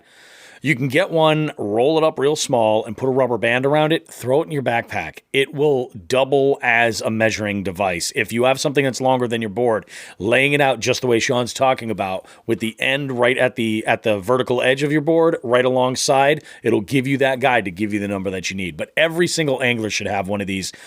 Plus, if you want to, do... If you want to get replicas or anything like that, you can use that measuring tape to take the girth measurement in the various sections around the fish. So definitely a recommendation. And I will ask on those, if somebody's going to do that, lay the thing out to when you pull that tape out, start with the 0 mark at the end of the board if it's 36 or 32, and that thing better be pulled tight. If it's not pulled tight, I'm going to have problems. You better pull that son of a bitch tight. Pull it. Put a hook, straighten out a hook and put it into the ground and put it on the hook. Do something. I want to see it straight because, I mean, this is a tournament with prizes. I'm extremely lenient because a lot of people's first step is that chronic trips tournament. Yep. Most if I see a bad measurement, I contact the person. I say, hey, I see what you tried to do here. You either you shorted yourself or lengthened, whatever, put too much on. I straightened it out. Next time, do this. I don't just DQ a fish. But if that tape measure, if you're going to play that game, you got to do it straight across because I'll give you the, if it's a 32-inch measuring board and you got a 38-inch fish, I'll give you the 32. Yeah.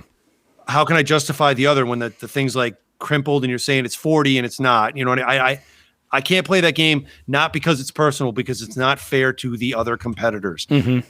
I don't care if I win or lose any tournaments, believe it or not. I like being in tournaments and competing where there's a fair and level playing field. That way you can say, I lost, and I can say it all the time. I do say it all the time. Yeah. I lost, but my concern now is my game and upping it, not, hey, that was some bullshit you that just lost happened. because of some shenanigans. Yes. Yeah. I don't want to worry about shenanigans. I want to worry about improving myself as a fisherman. Yep. So that's it. It's not ever personal. I just want it fair to everyone. So that's that. I love it. I love it too, damn it. Yeah. Buy that shit at 3 Bells. They got it. They got it all. They got it all. All those accessories you need for a successful tournament run or even just a successful weekend out on the water. Like, they've got you covered. Unbelievable. So we got a good one, guys. We're gonna take a short break. We're gonna hear from our good friends over at 3 Bells Outfitters, and then when we come back, we have the one and only Lachwoodfishing himself. Do we? Is this the point of the show where we recommend everybody after the 3 Bells ad, hit pause, go out to your porch, rip some blow the bass whistle, maybe have a nice stiff drink ready, and fucking brace yourselves, because if you guys have not heard Cody through any of our what is that, bottle of Dewar's? Yes, grab yourself 2-3 bottles of Dewar's. And just brace yourselves. If there's a seatbelt, literally buckle yourself in. You might want to just go out, sit and listen in your car. Just buckle yourself in because Cody's awesome. We love him. And he is not from this planet. It is great. So enjoy. He is a rare gift. So enjoy this interview, guys. It's really good. Like I said, his epic fail story is, it's amazing. It's one of the most entertaining things that we've all ever had on this show. With that said, it is the tip of an iceberg of content that he has to share with us, and we're lucky enough to go ahead and do that. Well, before we take that break, actually, I do want to throw this out there. At the beginning of the show, you heard our good friend Megan, Largemouth Sass. She went to jigsandbigs.com and left a voice message. There's an orange button now right near our logo. Click on that sucker. It'll bring you over. You can leave a voice message for us, and we'd love to take that and have some fun with it like we did in the spot right before you heard the open of the show with Megan Long. And I'm talking to everybody, all the jig heads that's everybody watching on Facebook and YouTube right now. You guys didn't hear that because I want that to be a surprise for you. So when this show actually drops on all the podcast platforms, that's going to be there. Oh, wonderful. I am a big production nerd. Sean knows what I'm talking about. I feel like this might be the pinnacle right here of creative fun times. Once a week or so, you or I call the other Yeah. And we are that stupid meme of the otter holding its baby saying, I made this. Yeah. And then we just play something and we're both laughing because we're idiots. If it's not a catch, or something, or like maybe discovering like a new rigging, that's usually more of me like, oh my God, look how I rigged this or something like that. You know what I mean? Something ridiculous. Yeah, I made this. Oh, all right, guys. We'll be right back after this short message from our good friends at Three Bells Outfitters. We'll see you guys. Jigs and Bigs is proud to announce that we're being supported by Three Bells Outfitters. Located in Smith Cove on the Niantic River, TBO is Connecticut's premier paddle sports retailer. They're a full-service shop specializing in kayaks and paddleboards for everything from recreation to tournament fishing. Three Bells is an authorized dealer of Hobie, Jackson, Feel Free, Native, and Bonafide kayaks, as well as many paddleboard brands. Not sure of what kind of SUP or kayak you want? TBO offers free demos of all brands. Want to go for an extended test drive? They have a full-service rental facility on site. Three Bells also offers a complete rigging service for your kayak with such brands as Yak Attack, Yak Gear, Burley Pro, Yak Power, Torpedo, and more. The sky is the limit. You can visit Three Bells Outfitters in person or online at threebellsoutfitters.com. They ship anywhere in the lower 48 states or order online and pick up at the store. Can't make it to the store to pick up your kayak or worried the freight company might damage your purchase? Three Bells Outfitters offers a white glove delivery of kayaks within a 225-mile radius of their store at a rate less than typical freight carriers. They will deliver your kayak, set it up, and answer any questions you may have. Be sure to follow them on Facebook and Instagram. Don't forget to tell them Jigs and Bigs sent you. Three Bells Outfitters, because life is better on the water.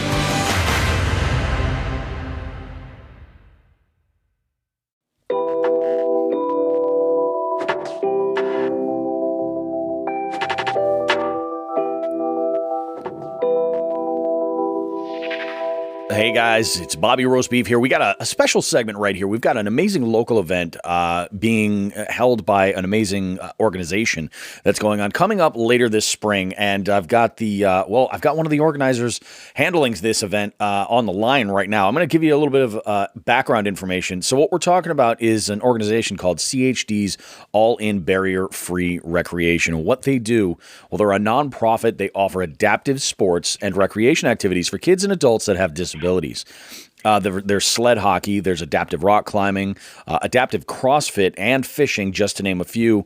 The program incorporates everybody and is paid for through fundraising and grants. They try to keep the cost down for the participants of the events and offer some occasional classes for free. I've got Ryan Kincaid on the phone. Ryan, how you doing, dude? I'm doing great. It's great to be on. Thank you so much for having me. Oh, this is great. Now, I believe, how was it that we got connected? Was it through Nelson DaCosta? It was through Jonathan Reedy. Oh, it was John. That's right. It was Sean, the fisherman's cousin, John. It was Jonathan that put this together. So he had contacted us and let us know about your upcoming fishing series that's coming up. When are you getting kicked off with that? So this coming end of April, so the last Wednesday in April, and it runs for 4 weeks, is our first session. Exactly. And it's our annual fishing session. That's awesome. We do 2 sessions. So we do one April, May, and then another one come August. Nice. And they're very popular. It's great for families, all ages. We supply all the bait. We supply all the tackle if need be. It's just a really good time. Yeah, that's awesome. And I know you're looking for volunteers. Initially, that's why Jonathan had reached out to us, was to see if Sean and I were able to volunteer. Unfortunately, with my schedule and the hours that line up, I wouldn't be able to do it. But I said I definitely want to help as much as possible. So that's why I had the idea to jump on here and get you on the show, so that this way we could talk about getting some volunteers to help out, things like that. Do you guys take any donations or anything for equipment? Oh, absolutely. So right now, not only just for our fishing program, but we're doing our first ever fishing derby. We've never done a fishing derby before. Oh, that's cool. We needed to do some sort of fundraiser this year, especially with COVID last year. Mm-hmm. We missed out on a lot of our fundraisers. So we're trying something new. We're going to be doing a fishing derby. And for that, we're looking for donations of prizes for first, second place, both adult and kids. So we're looking for fishing related tackle and prizes. Definitely. We're looking for sponsors for the event. If anybody wants to reach out and sponsor, we're looking for participants and also volunteers. So the volunteers we're looking for aren't only, well, we can look for volunteers for our regular fishing program, but also for this derby that we'll be holding. Excellent. That's awesome. And what's the date on that derby? So the derby is going to be June 26th with a rain date of the 27th. Oh, that's great. That's awesome. Yeah. That is awesome. So that's going to be a lot of fun. We're really looking forward to this. We don't have a lot of information at this point because it's just we just found out the date and now we're going to find out more of the specifics. And as we get closer and we get more specifics, we'll be able to put that up on our website and also on our Facebook page. That's great. So our website is chd.org/all-in. And you can see all of our programs, not just the fishing program that we have there, but all of our programs that we offer are on that page. And we're pretty active on Facebook as well. That's facebook.com/CHD All In. And we're very active on there. So you'll see a lot of stuff that we do. That's awesome. Now, the events are all the events happening over at the West Springfield Fish and Game Club in Feeding Hills? That's correct. Yeah, That's all great. of those fishing events, they've been kind to us over the years. They've always let us fish there. They open it up to our participants for our events, and they've been very great to work with over the past few years. So definitely want to give those guys a shout out. They've worked with us quite a bit. That's awesome. And it says here that each session for your 4 weeks for the April to May and August sessions, the cost for members is $15 for the 4 week session and then $25 for non-members. That's correct. That's so great. We offer with All In, we offer memberships. Yep. So for the entire year, it's a $50 membership fee that you can pay. And throughout the year, you'll get significant discounts on our programs. And some also free programs that we may offer. You don't have to be a participant, and you can like here you can join in, and it's just $25. Still, I think a great a great price for 4 weeks of fishing with everything included. That's awesome. You really can't go wrong, and that's fantastic. And I imagine with some of these activities, you're introducing fishing to people for the very first time, and that for them could carry them on and on and on through their lifetime with all type of outdoor recreation. That's amazing. Yeah, I've been able to witness quite a few first time fishermen, and they love it. It's one of our most popular program. We see repeat people constantly throughout every year, and then I love to see new people. And we cater to not only kids, but all the way through adults with disabilities. But with the fishing program, we encourage people to bring along their families. So we'll see families, 4 or 5 people come along to fish together. That's awesome. We have an occasional cookout there, and we just like to have a good time.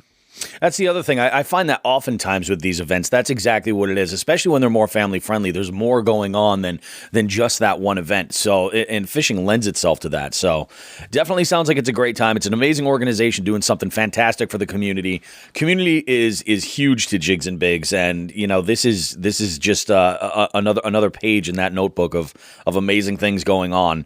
So this is great, Ryan. Why don't you, do you have any stories you can share of anybody who's come out to these in the past that have really gotten into it? Any good, interesting stories you want to share with us from past events? Well, we do have one particular participant comes to mind, and he slays the fish out there. Yeah. I mean, within the 2 hours, he'll easily have 15, 20 fish. He just slays them. Oh, wow. And he announces it every time, and he's just so pumped and excited. Every time he catches a fish, it could be a bluegill, it could be a bass, it could be a trout, whatever it is that he's catching, he's just loving it. And he's been a long-time participant. Yeah, absolutely. It's fun to catch, right? It's fun to catch fish. Exactly. Now, do you fish yourself at all, Ryan? I do, absolutely. I grew up in Eastern Mass, and I grew up fishing quite a bit out through Plymouth and in that area. Very nice. You fish mainly fresh or saltwater or a mix of both? A mix of both. I grew up fishing the Cape Cod Canal, actually, with my dad. Oh, man. That is doing a lot of saltwater fishing. Yeah. Oh, yeah. Stripers for days. we used to bring in some nice stripers. I'll tell you through the canal. That's awesome. Yeah, absolutely. But mostly nowadays it's freshwater, especially now that I live in Western Mass. Yep, definitely. So it's typically freshwater. Yeah. No, that's awesome. Well, Ryan, this is really, really great. I once again, if you're listening to this show and you think that you're available either as a volunteer, you want to get involved, get in touch. Go to chd.org/all-in. That's all one word, all in. Or the Facebook page, facebook.com/CHD All In over there. Get involved with your community. Help out if you have the time to do so. And like I said, I would definitely be there myself, but my schedule doesn't allow for it with those dates, and I think it's going to be a whole lot of fun. It's going to be a blast. We're actually doing one other, just a one-off fishing thing. We're doing a 21 and over kind of meetup every month. Yeah, I saw that. It's anybody with a physical disability. It's 21 plus. We can go have a couple drinks. There's a bar up there at the Fishing Game Club. Yep. And we could just kind of hang out and be ourselves, do a little fishing, and just kind of goof off and have a really good time. So we're going to be doing that social night, I believe, it's May 13th. May 13th. That sounds awesome. Cool. Yeah. That sounds so awesome, man. Well, it looks like we have a lot going on. Yeah, you got the makings of a really good spring and summer season. So that is fantastic. Ryan, thank you so much for being a part of the show today. Once again, guys, get in touch with CHD All In. There's great stuff out there for you guys to be doing to help out your community and introduce the sport of fishing to everybody of all abilities. And that's what it's all about. It's all about inclusiveness. So we're happy about that. Ryan, thanks once again. You take care, buddy. Okay. You too. Thank you so much for having us on. I appreciate it. All right, buddy. Have a great one. Alrighty, guys. Bobby Roast Beef here. Jigs and Bigs interview segment. We have a doozy here for you. We got Cody Van Sant with us. You might know Cody from Lachwoodfishing over on Instagram. He's got a brand new logo by California. Friend of the show, Saul. Good job, man.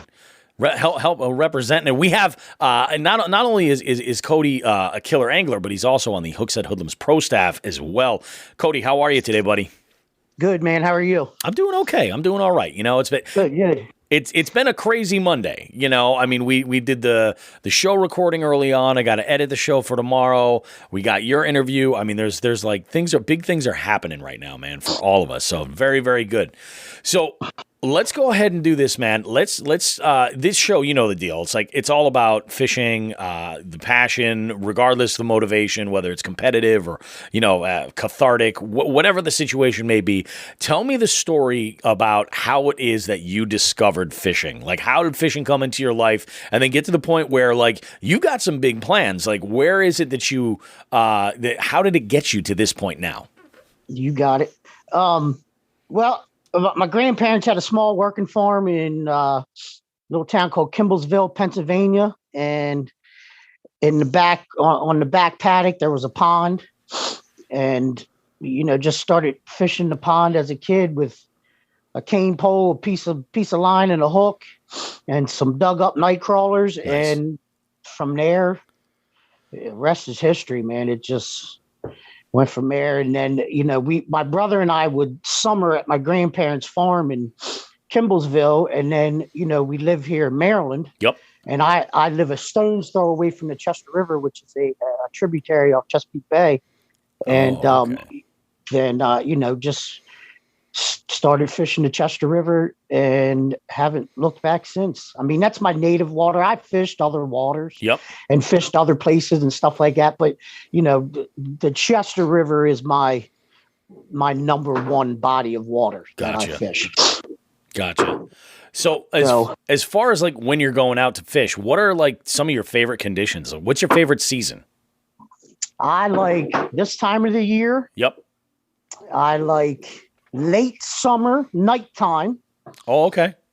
And then I like the entirety of the fall from, September to November. Yep. You know what I mean?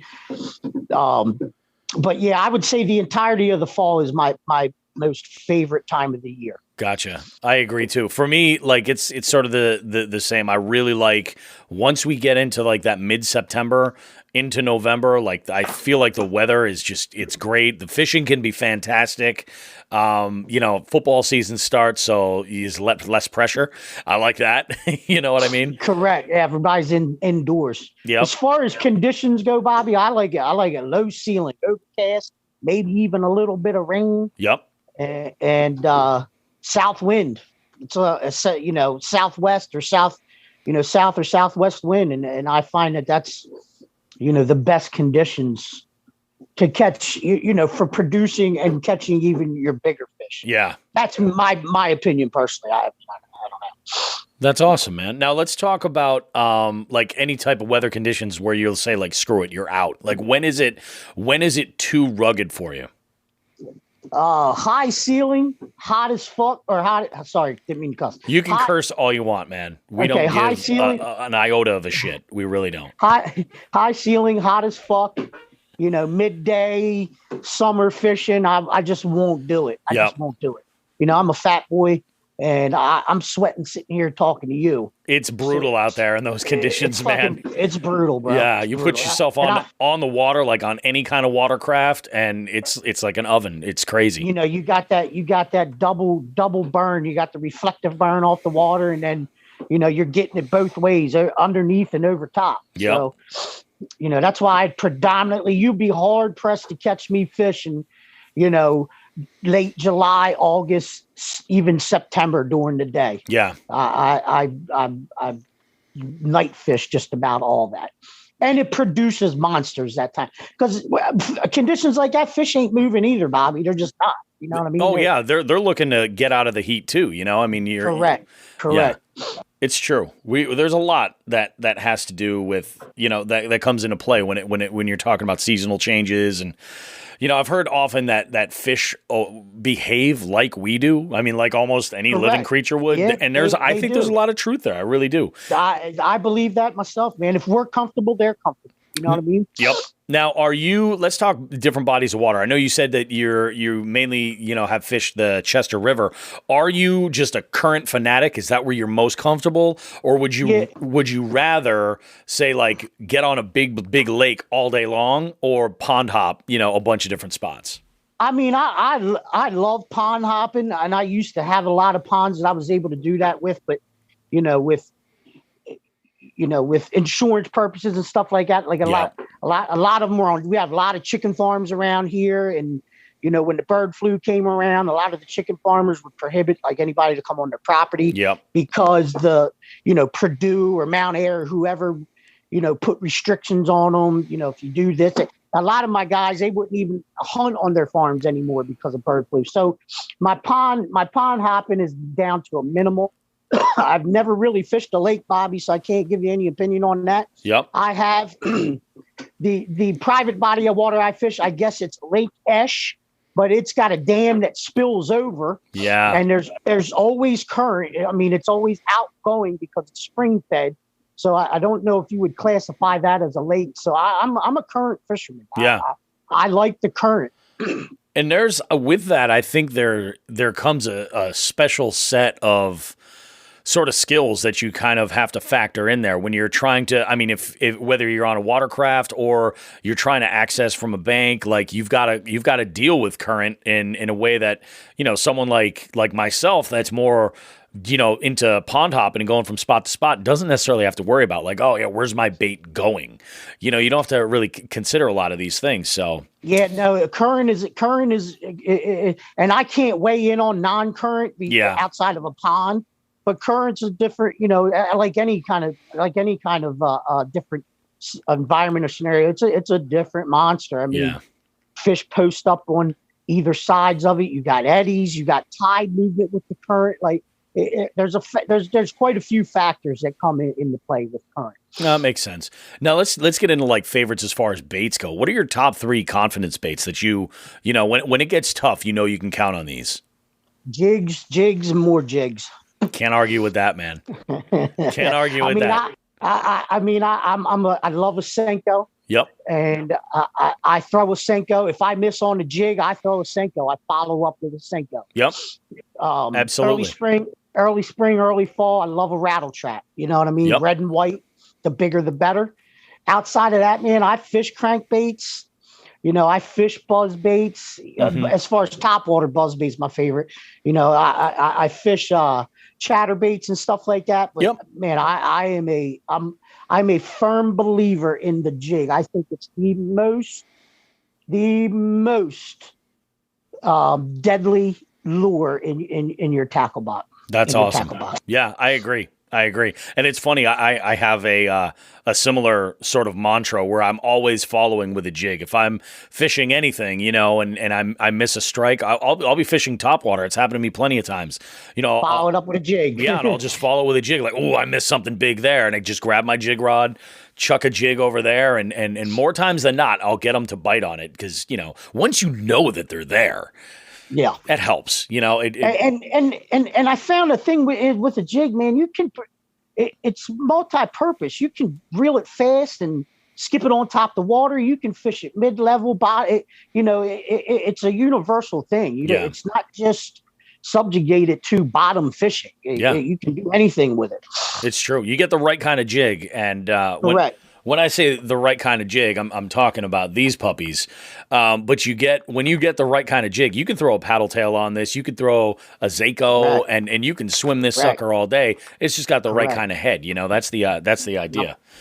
I love a swim jig. I don't fish football jigs much because a lot of my fishing does not involve clear, rocky, or hard bottom. It's always big, heavy structure and stuff like that. So pitching jigs, swim jigs, and finesse jigs are my top 3 jigs. Yep.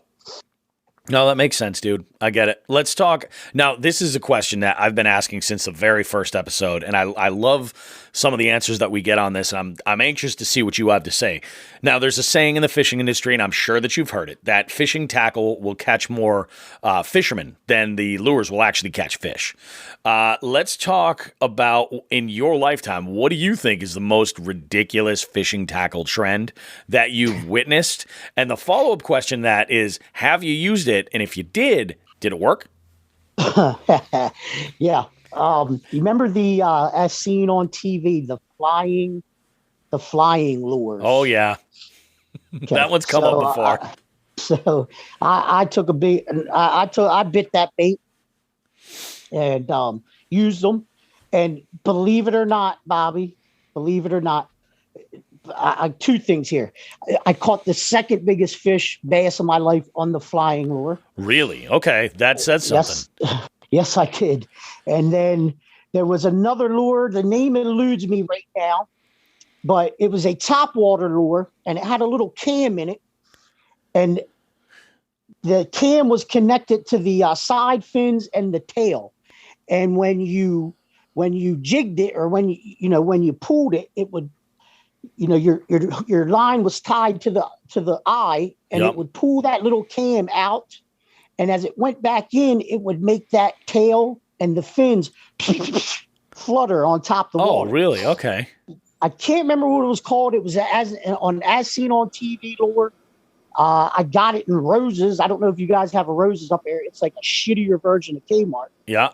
In the as seen by TV section, and caught the biggest bass of my life on that piece of shit. No kidding. In a farm pond. Yep. That's awesome. Timber. Well, and I'll bet you, like in a farm pond, they probably haven't seen anything like that. No. No, they haven't. The funny thing about it is, Bobby, I bought 2. Yeah. I hooked that fish. It broke me off. I tied another one on, casted it out, and this very same fish hit the next one. I got him and got my lure off that he broke back and was still stuck in his mouth. That's awesome. So there's something to be said about that. I wish I could remember what it's called, but I just can't. That's great. In my mind, I'm imagining when the cam pulls out, that it's like, you remember when you were a kid, those little like toy cars, you used to like put them on the carpet and like pull them back and let them go. They'd wind up, something like that. That's kind of crazy.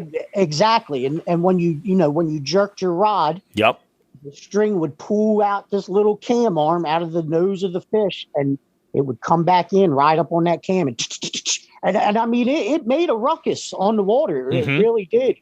And so that's my as seen on TV. That's crazy, man. That's awesome. I've heard the flying lure. That one's come up before, but that second one, that I've never heard of. So now I'm a huge fan of the people you're with when you're out fishing can sometimes make or break a day. Like I love going out and catching like just absolute monsters, but I would, I'd have to really think about trading those for some of the memories I've had with people just fishing and having a great time. Actually just like creating memories like while you're out on the water. Good fishing or not, like all that, it's all part of it. So who are 3 people that you would absolutely love to fish with? And they can be living or dead. It doesn't matter. And it doesn't matter if they're from the fishing world or otherwise. Like, who are 3 people that you're like, yeah, that would just be a great time. It'd have to happen. All right, Teddy Roosevelt would be my number 1. Oh, okay. Gerald Swindle. Yeah. It's a toss-up between Teddy and Gerald because Gerald's the fucking man. He's forgotten more than anybody ever know about jig fishing. Yep. So it'd be Teddy, Gerald, and a third. Oh, not to get all googly buggy or anything like that, but I'd like to do it with my grandfather again, my Papa Lockwood.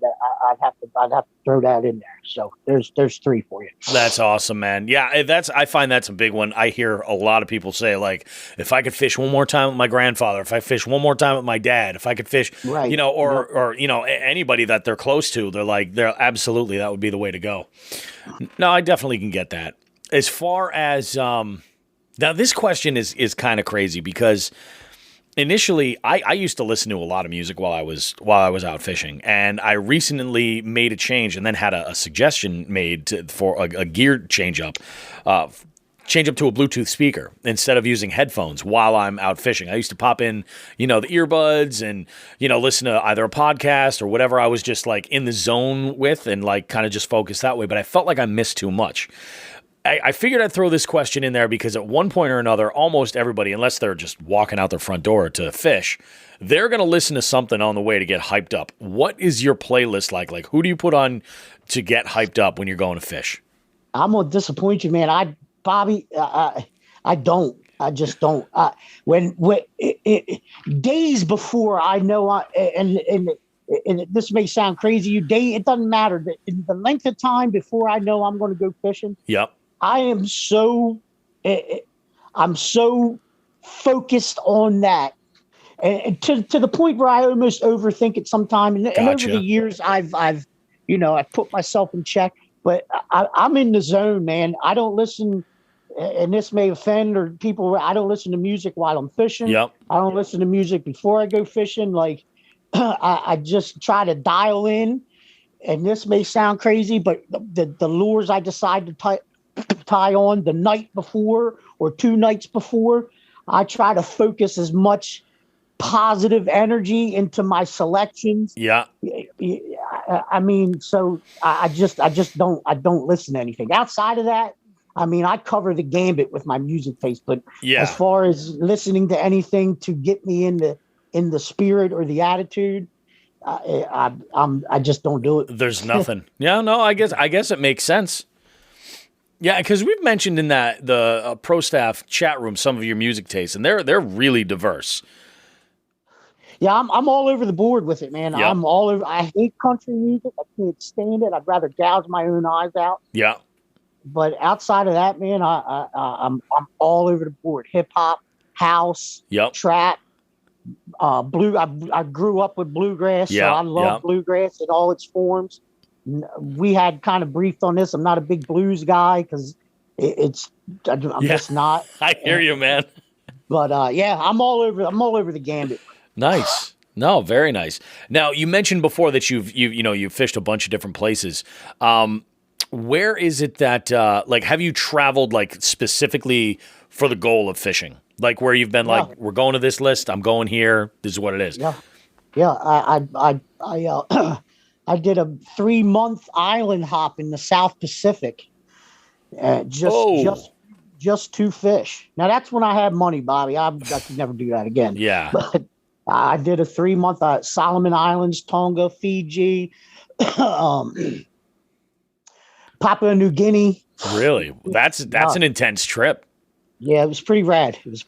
Awesome. From surf fishing to Australia to river fishing to offshore fishing.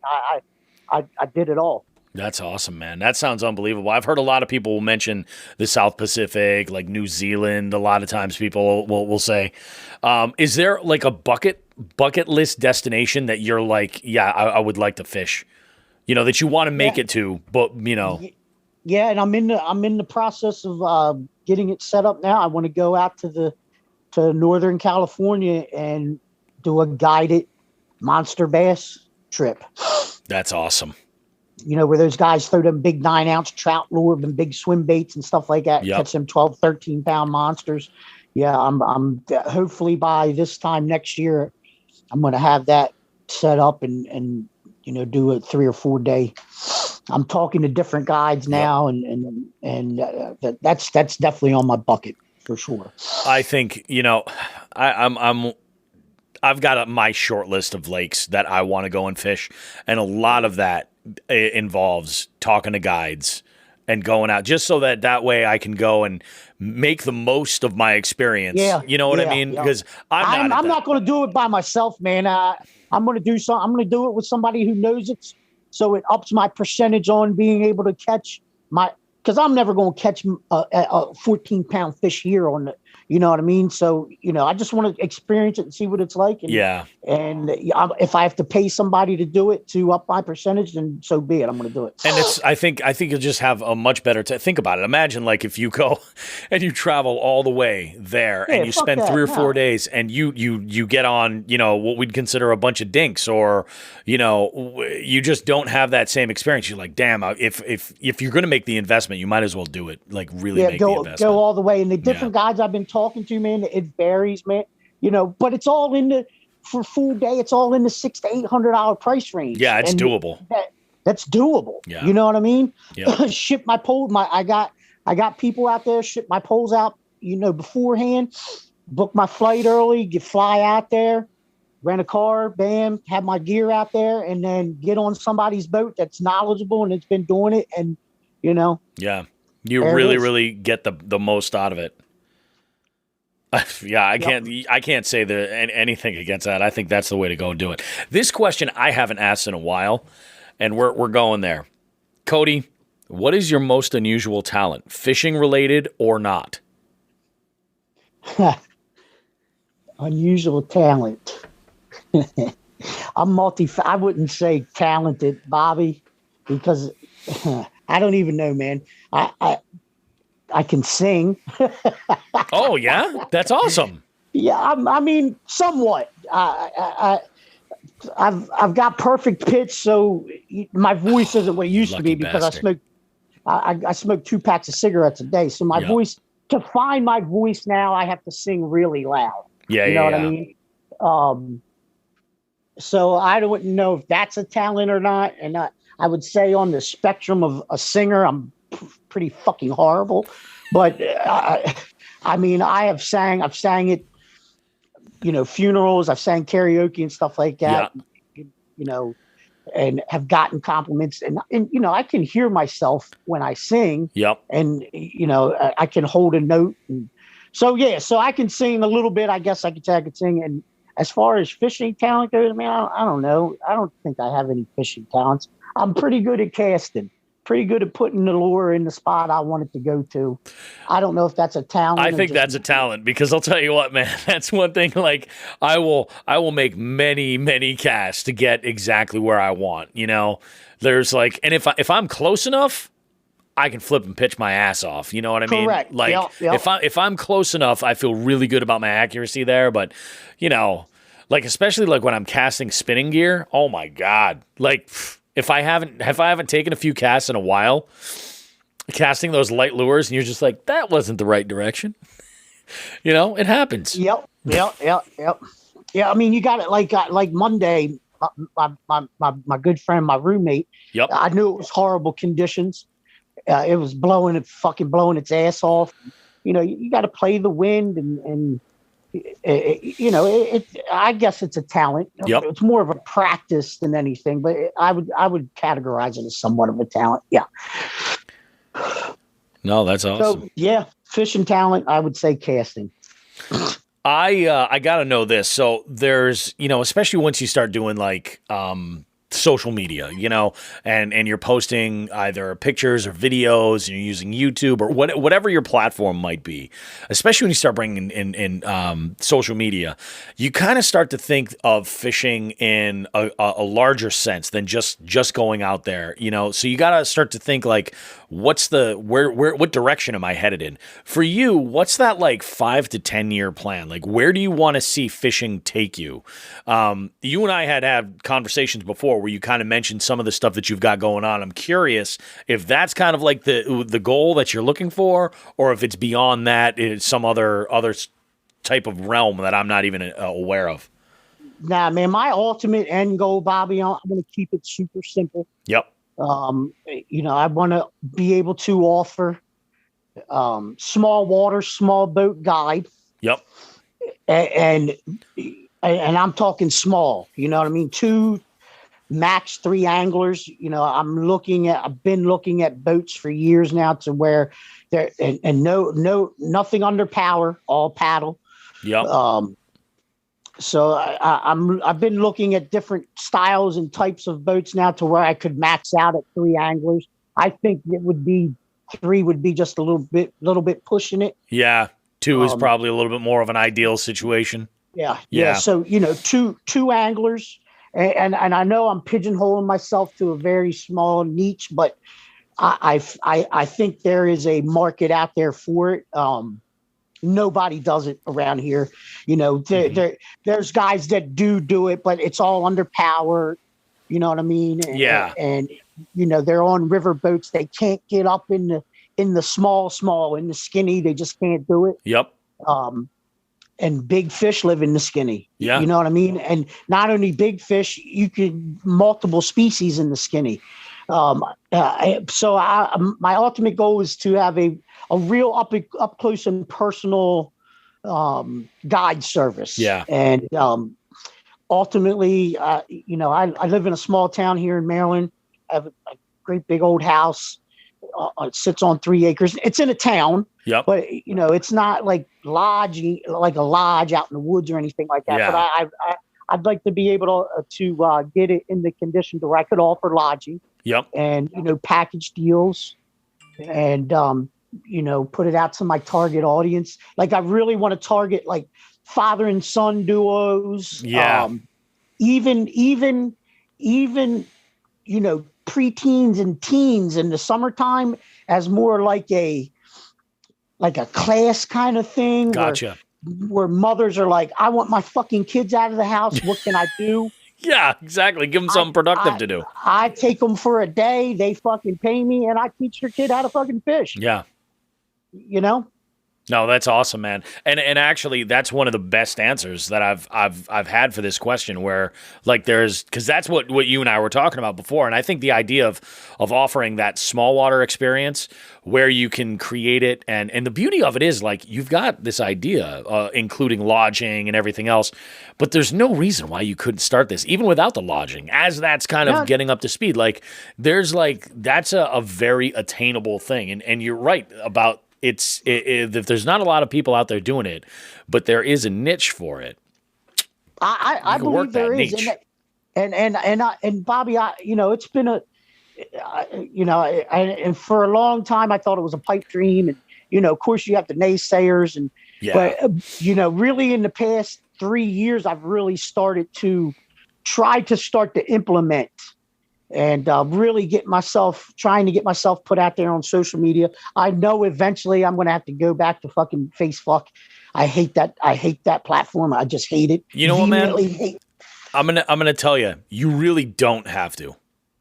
And this is, I mean, honestly, this is, I think you and I, because we talked about social media a little bit through DM before, but it's better to find what works good for you and gives you, results than necessarily being everywhere and not really having it to be able to put on all these platforms. You know, so like I agree. if Instagram or YouTube or whatever platform it is that you think is going to work, it's better to do one of them really, really, really well and maybe have a presence on the other ones. But yeah, Right. Facebook is funny. Like our page over there, we do get a lot of likes on our page over there, and it's pretty busy. Like we have a pretty decent amount of comments and stuff. But I mean, more or less, it's just because I know we really run that profile because we realize that not everybody is on Instagram. So a lot of what we throw over there is a double post of what is on Instagram. So at least those Facebook followers can see what's going on, but we don't really do a whole lot on there. I mean, I think the most engagement we do with our Facebook page is when we do a live stream, and it ends up going on Facebook as well. Right. You know, but it's like, that's the thing, man. I think you have all the tools that you need, you know, to be able to make this happen, which I think is amazing. And don't beat yourself up about dealing with Facebook or anything, you know. God, I don't. It's not worth it. It's definitely not worth it. It's like Jerry Springer over there these days. I try to stay off of it. It's such fucking bullshit, and outside the bullshit, all the mundane bullshit. I don't care. All babies look alike. I don't care what your kid looks like. All babies look alike. I don't care what the fuck you had for dinner, where you're eating. Like, I don't give a shit about none of that shit. And it's dumb to me. It's dumb. It's pretentious and dumb. No, I definitely hear you, man. Let's talk about, we did the destination stuff. Oh, this I gotta know. So I would love to know, when Cody is out on the water, what is like your typical like five rod arsenal? Like, what's your typical arsenal look like for what you're bringing out for rods and reels? This I'm really curious about. Sweet. 4 of them are bait casters, one maybe 2 spinning rods. Yep. Bait casters start out at 7-foot finesse, medium light, and then with a finesse reel, Abu LTX BF8 finesse style bait casting reel, and then it goes from that to a 7'3" medium heavy. Okay. With a Abu round reel. Back to the finesse reel. It's an 8-to-1 ratio. Yep. Round reels 6-3 to 1. And then from that, a 7.6. The light finesse is a fast action. Yep. The 7.3's a fast action. The 7.6 is a 7.6 heavy extra fast action. Okay. And it's got fitted with the Abu Revo MGX Extreme 2, 8-3 to 1 ratio. Is that your jig rod? It is. It's my predominantly jig rod. Nice. Now, I will jig from the 7.3. Don't get it wrong. Yeah. Just the ratio and the round reel is not, it's not optimum for jigging, but I will jig with the 7.3. Don't get it twisted. And then I go from there to a 7.10. Medium heavy, moderate fast, and got a Concept Z on that, 8-3 to 1. And that's my predominant top water. That's my frogging rod. That's my buzzbait rod. My spook rod. I'm just getting into like big swim baits and stuff like that. So I'm using that as kind of a swim bait rod now. Yep. Oh yeah. But I'm thinking I need a heavier action for that. So 4 bait casters, and then my spinning rods, 7-foot medium heavy, and then a 7 or 6/8 medium light, and that's for like tube jigs, little spoons. Yep. Senkos, definitely Senko, Ned rigs, stuff like that. But I tell you, Bobby, I barely touch my spinning gear. Barely touch it. Yeah. I'm a pretty good mix. And I carry 5 or 6, and it's like about the same kind of ratio. 4 bait casters and 1 or 2 spinning combos. Yeah. And I mean, I go, it all kind of just depends, I will say that 7-foot medium heavy spinning combo that I carry with me is versatile as hell. Yeah, universal. Yeah, nice. I can see that. Yeah, it is nice for that. That's one thing that I am like, I started using that rod last year. It's one of the Sean the Fisherman hand-me-downs. And I'm like, I can get behind using this rod. It like, sure, is it a little bit too heavy to drop shot with? Damn straight it is. But I've been able to do stuff with that rod as far as hoisting a fish up in an awkward sort of spot. So I've kind of grown to, while it's not perfect for it, it'll definitely do the job. I've used my 7-foot medium before, and I'm like, I'm gonna break this rod if I try to hoist this fish up. This is gonna be bad. As a matter of fact, I hooked. I don't even say caught. I hooked in its freaking ass cheek a big ass snapping turtle one day at this local college campus I like to fish, and where I was posted up was right up against the dam, and there's a concrete platform that's like 5 or 6 feet up from the level of the water, and I hook this turtle all the way across from the other side of the dam, pull him all the way over where I am, and it was on the 7-foot medium, and I'm like, I'm going to break this rod. I got to try to shake him off is what I got to do. And basically what ended up happening was the hook ended up finally bending out. Straightening out. Yeah, little finesse hook, little drop shot hook, and boop, just dropped back into the water. I was like, all right, cool. Like, I'll gladly retie a leader. It's fine. I mean, Bobby, as you and many others like us that fish small, in small craft, you're very limited for space. You know what I mean? So space is key. Yeah. So having the specific tool for the specific job, although very nice, and ideal, you just can't have that. So you gotta. You got to be able to switch up and for your different rods and be able to perform different tasks, although they may not be the optimal, tool for what you're doing. But you have to be able to kind of, be versatile with different, with what you have. Yep, definitely. And it's funny too, like when you mentioned space, combos are a huge pain in the ass to lug around. You go from adjusting and taking let's say 4 rods when you're, kayak fishing, and then you maybe add 2 more presentations to the mix, and you're like, this would really be easier. Storing 2 additional rods then becomes a little bit more of a challenge because you're talking about eating up some space on your deck. It does. It does. In some ways, it might be a little bit easier to just carry the reels and swap them out if you need to change different. So let's say you've got No, I feel you. I feel you. Yeah, it might be worth it to keep some of those in your bag and say, oh yeah, I've got this 7 or 8 speed reel that's got braid, and I'll throw it on this 7'6" medium heavy or this 7'6" heavy if I got to throw, a frog or something like that. But in the meantime, I'm going to keep it spooled up with another reel that's got fluoro for my jigs, or Well, I tell you what I do, Bobby. I don't necessarily do the reels, and I've thought about that, and I think it's a great idea.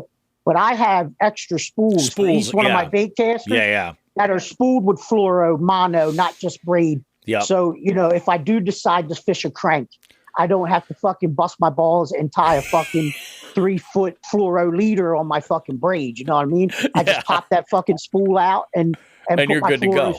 Fluoro spool in and let the tail go with the hod. I will tell you, I started last year I don't mind. I'll tie a leader any day. No sweat. Fuck that. That is right. That's what I'm saying. Bro, I have sat in the... I sat in my kitchen for hours, several nights trying to do that fucking FG knot. Fuck the FG knot. If I do tie a leader, I tie the double uni. Amen, dude. Yeah, I'm a double uni guy till I die. But I have sat in the rain getting dumped on in my kayak, fuck that shit. Shivering my ass off trying to tie the perfect knot. Scissors in my mouth. I'm like, son of a bitch. Nope, go without. I'll tie it straight to what I have or change my spool. Yeah, I'm like, no, we got to. Yeah, I think that's a really good point. But I've been there. I'm like, at first I was like, no, I'm gonna be a leader hero. I'll tie another leader. That's no sweat. Nah. Yeah. I'll tie a leader versus breaking a rod. Like with that turtle. That's fine. I'll take that any day. But I'm sitting there and I'm like, I should be fishing. Yeah.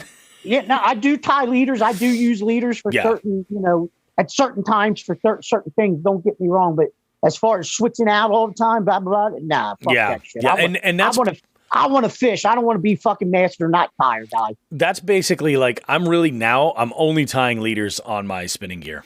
And it's, because I spool all my spinning gear up with braid, and it casts like butter. I love it. I have less issues with it. It's just my, personal preference.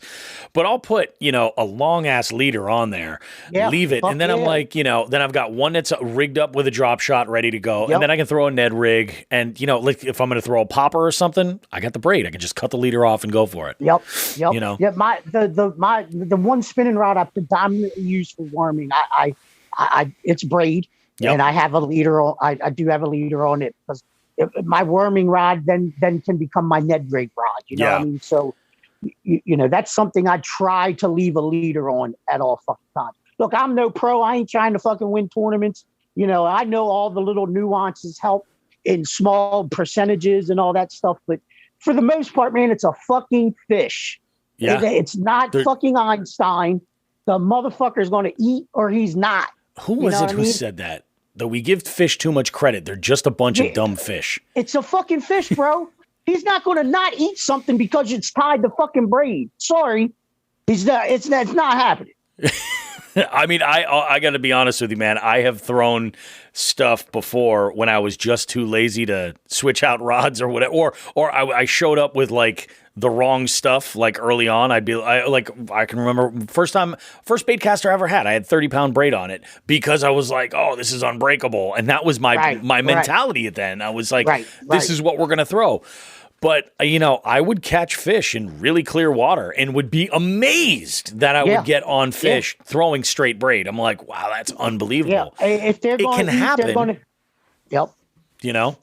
Yeah, that's crazy, dude. Yep. Oh, yep. I got to know this one. So this next question here, now, aside from going out and fishing or buying gear or anything like that, fishing generally sort of becomes a part of everybody's lifestyle. So in the segment actually that's going to run for this week's episode, I mentioned fishing tattoos, and that's one thing I'm trying to put together is a fishing inspired tattoo idea, or on the other hand that's not so permanent. I've always got soft plastics and stuff all over the place, drop shot weights or you name it. I mean, I've got clipped off skirt material and then this pair of pants or something. How is it that fishing has become a part of your life on an everyday basis aside from buying gear and stuff? I'm pretty consumed by it. I'm pretty fucking consumed by it, Bobby. Like I said, I'm, and again, I'm not I'm unapologetic about anything. Yeah. I'm an addict, I'm a recovering addict, and fishing is what is made played a major role in. Although I fished through my addiction years. Yep. And I fished heavily through my addiction years. It was always the addiction first, you know what I mean? So I think in the transition of my addiction, I've allowed, I guess you could say, fishing to become my new addiction. So I'm pretty consumed by it. I got some tackle and stuff laying around, but I like keep shit tight, Bobby. Yep. I like to keep my corridors narrow and keep my shit tight. And that applies to where even in my trade, when I go do a job, I don't want my tools spread out all over the place. Yeah. When I'm finished with the tool, I put that fucking tool back. Yep. You know what I mean? So, I keep my shit tight. I'm constantly going through my tackle box, trying to find a more optimal way to store and get to what I want faster. Yep. Shit like that. So yeah, I mean, I'm semi-retired. When I do take on jobs, I think about my jobs and I pour my energy into that so I can perform it, get it done quickly and as efficiently as possible. And I'm super anal about shit I do like that. So, but yeah, man, it consumes me, and I'm always, I don't even think about pussy hardly anymore, Bobby. I think about fish and fishing and how to fucking, and anymore, Bobby, I'm so focused on the big fish Yeah. When I go out fishing now, my mindset is in a big fish mentality. Yeah. And, that's what I pour the energy into. That's one reason I've not stopped, but I don't fish rubber worms or Senkos as much anymore, although they're great producers. Sure. And you can and will catch a big fish on them. Don't get it twisted. Yeah. But that jig produces a better quality fish. So I pour my energy into that. And there's my answer. I love it, dude. That I think says so much right there. Cause you're right. Like those types of baits, like your Senkos and all your worms, like they'll get you a bite. Like they definitely will, but when, especially when it comes to a jig, they just produce more larger fish. It's a better quality fish. Yeah. And the guy sitting in front of me might catch 20 fish on a Senko. Yep. I might catch 2 fish on a jig, but the 2 fish I caught are going to be larger. Eat all 20 fish you caught. Yeah. Yeah. It is. It's funny. Like I find all the time, like I will use other techniques. Like I've recently been into throwing underspin. So I'll use an underspin to kind of, like, especially when I'm looking for when I'm at a new body of water, something I know nothing about. All right, cool. So I'm going to throw this underspin because it's pretty much snag proof. It's weedless and it's fast enough moving where I can cover water. The second I have a couple of bites, or if I hook up on anything, the first thing I'm going to replace that with is a jig in a complementary color. Because once I can find them, it's to me that's always been the challenge. No, you're right. You're and and coming in on that subject a little bit, not mean to cut you off.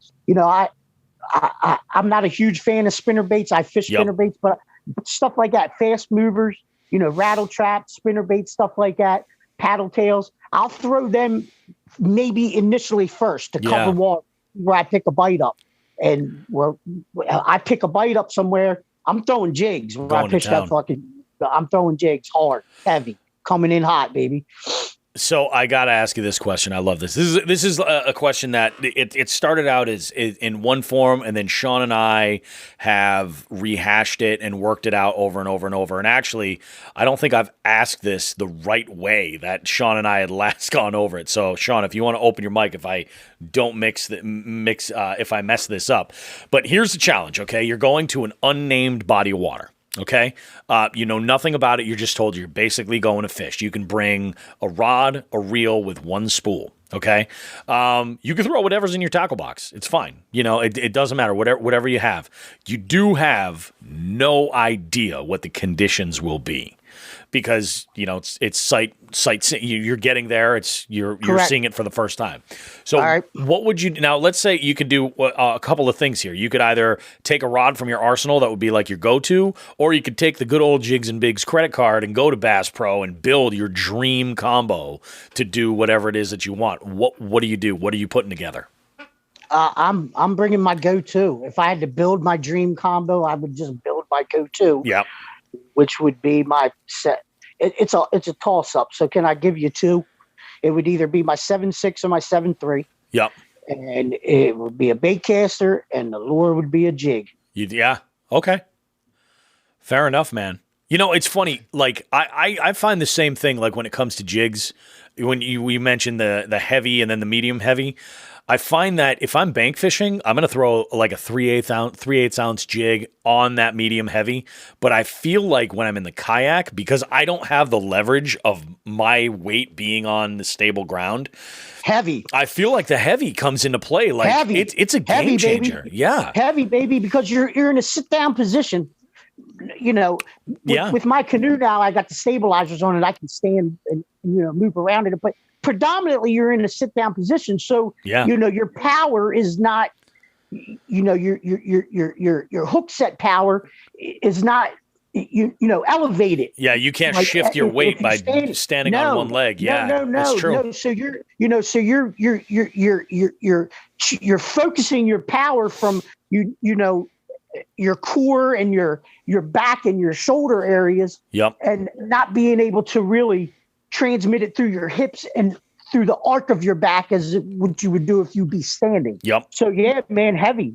Sitting down and heavy all the way. You just got that backbone, and it makes a difference. Yeah. No, I definitely agree. It was a game changer when I started fishing from a kayak and started using a heavy power rod for whenever I was throwing jigs. I'm like, this feels like such overkill, like it's like Nah. really not necessary. But I'll tell you what, the first time I hooked into like a really good largemouth and I felt that boat like just move a little, and actually it's funny because the rod that I use for frogs and what I throw like my BBZ rat and stuff on is also a 7.6 heavy.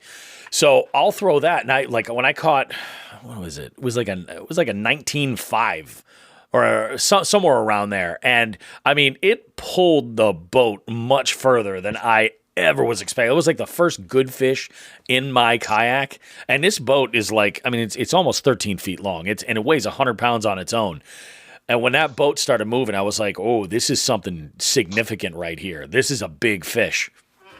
And there's actually some really good footage of me dropping that fish in the water when trying to measure it, which I highly recommend you check out. I definitely will. But another thing too, Bobby, Yep. I like a fast action when I'm jigging. I agree. I think that's universal. But a heavy rod, fast action, in a sit down position, forget about it. You're I don't care what that fish is in. It's coming out. Oh yeah. Yeah. No. That definitely sounds right. So now, like, we've reached like the end of the interview, but these are the two biggest questions right here. This is where like the storyteller sort of thing comes in. We need like some acoustic guitar intro music to kind of like some, set the mood. So I need two stories from you, Cody. I need the first story is like the moment that you were most proud of on the water. It could be for any reason. It could be a PB. It could be, something crazy happened and like you were able to help out or, anything like that. And then on the other side of things, I need you to give me the story that's kind of the biggest. And we've all got those in spades. All right. So I've got many, and I'm just going to draw on this one because it's the most recent, and I still feel a way about it.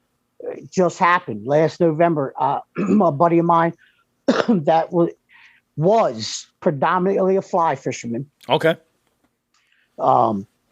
Lived in my town here. We grew up together, of course, parted ways. He lives on the other side of the bridge now, blah, blah, blah. But yep. 3 years ago, we reconnected, and, I took him fishing back at my spot, and he brought his fly rods. And look, nothing against a fly fisherman, nothing to get. I love it. I think it's fucking awesome. He brought his fly rods for the first 6 months or whatever, yep. Catching a couple fish here and there, and I'm sitting there and I'm staining fish, nice fish, big fish, numbers, blah, blah, blah, this and that. Yep. And he's like, man, I'm going to have to bite the bullet and, get into some proper tackle, which he did immediately. And I can't want to say, I guess I could say he followed my lead, asked me what rods, reels that he should get. Yep. I went down with, my list of what I have and, what he should start out with. And I don't care if he emulates what I have, even get exactly what I have. Sure. Anyway, he did it. He got into it.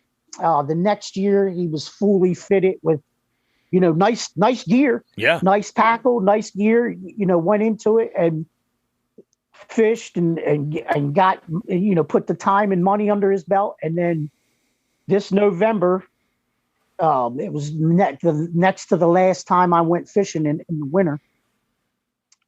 Him and I went out and he caught his personal best. And that's awesome. It was a fucking monster, man. I did not have the scale that day. Yep. And I've caught enough fish to, know a general within, 0.2 or 3 of what it is. Yep. And it was a strong 6, if not a little more. Yep. That's good fish. It's a great fish. It was amazing. And, he every once in a while he'll be like, bro, I can't stop thinking about that fish. And I'm like, you can't stop thinking about it. Fuck, bro, I can't stop thinking about that. It was the only fish we caught that day, Bobby. But it was the one that mattered. But it was a fucking monster, bro. Yeah. A monster. That's a good feeling, man. And Bobby, I love to fish. and I'll fish by myself. I'll fish with people. Yep. I'd rather fish with somebody. It doesn't really matter who it is. I give them a disclaimer. You know, I'm all about having fun and doing it, but I tend to get intense with it because I'm super passionate about it. You know what I mean? Yep. And I'm not, and I don't bust people's balls or something like that. But if I fish with somebody new and they ask me a question and they ask me what to do or how to do something, I tell them in plain English and in layman's terms. Yep. And then, you know, they do it or don't do it or decide to do this. And, you know, I'll start busting your balls a little bit. You know what I mean? Why even ask me something and fucking not do it? You know what I mean? Yeah. Anyway, Yeah. So yeah, I mean, yeah, that is a memory that's still super fresh and will stay fresh for a long amount of time because the look on his face, bro. Yeah. When that monster, and I knew it was a big fish when he hooked it. Oh yeah. I knew it was when he hooked into it. I could tell what it was when he hooked into it. And I told him, I said, you got a monster. And when that fish fucking laid up and he grabbed a hold of that motherfucker, bro, it was like he got the Holy Ghost. Yeah. That washed over him and he was shaking, trying to like kiss the fish and shit. And I'm like, man, let's get a picture, get it back in the water. I'm shaking. Yeah. So yeah, that's one of my all-time favorites to date so far. No, I know the feeling, man. I got my buddy caught his first 5-pounder ever, and he had this thing wrapped up around this huge rock right near this one bridge, and I thought he was going to break it off. I really did, but we, you know, took some creativity as far as like, you know, maneuvering him around this rock and freeing up the line without getting anything too nicked up or anything. And when he brought this fish in, it was just this look on his face. I could not believe it. Oh my God. It's a spiritual experience. Yeah, it really is. Experience. It Yeah. is. It taps into a part of you, a primal part of you that you don't and won't get with anything else that you do. Yeah. And not only that, the sense of accomplishment that comes along with it, especially after you have put time and money into it. Now, I've seen 1,000 motherfuckers go out with a hook, a bobber, and a fucking night crawler and catch a fucking monster. It's just the nature of the beast. Yep. But when you put time and money and effort into it, and it's different. It pays off in dividends. Yep. It's a full-on sense of accomplishment. It's. I laugh because the other week when we were scouting out some places in the Cape, Sean and Nelson were saying to each other like, "Never seen somebody get so goddamn excited about a pickerel. Jesus, what is wrong with this guy?" And I'll tell I was probably about 2 clicks down from where your buddy is, which is still probably 1 or 2 too high, but unbelievable. Hey.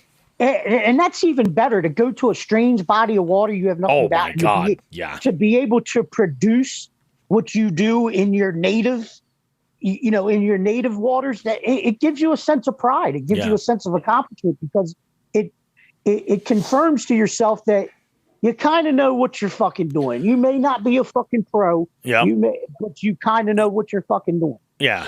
No, that definitely makes sense. So what about like the epic fail? Like what's the story? Because we do. I mean, this is one thing fishermen have in spades. Like we could talk about when it's gone wrong over and over and over and over again. What's the biggest like epic fail for you? Man, so many, but I got to go with the most recent one once again. Okay, cool.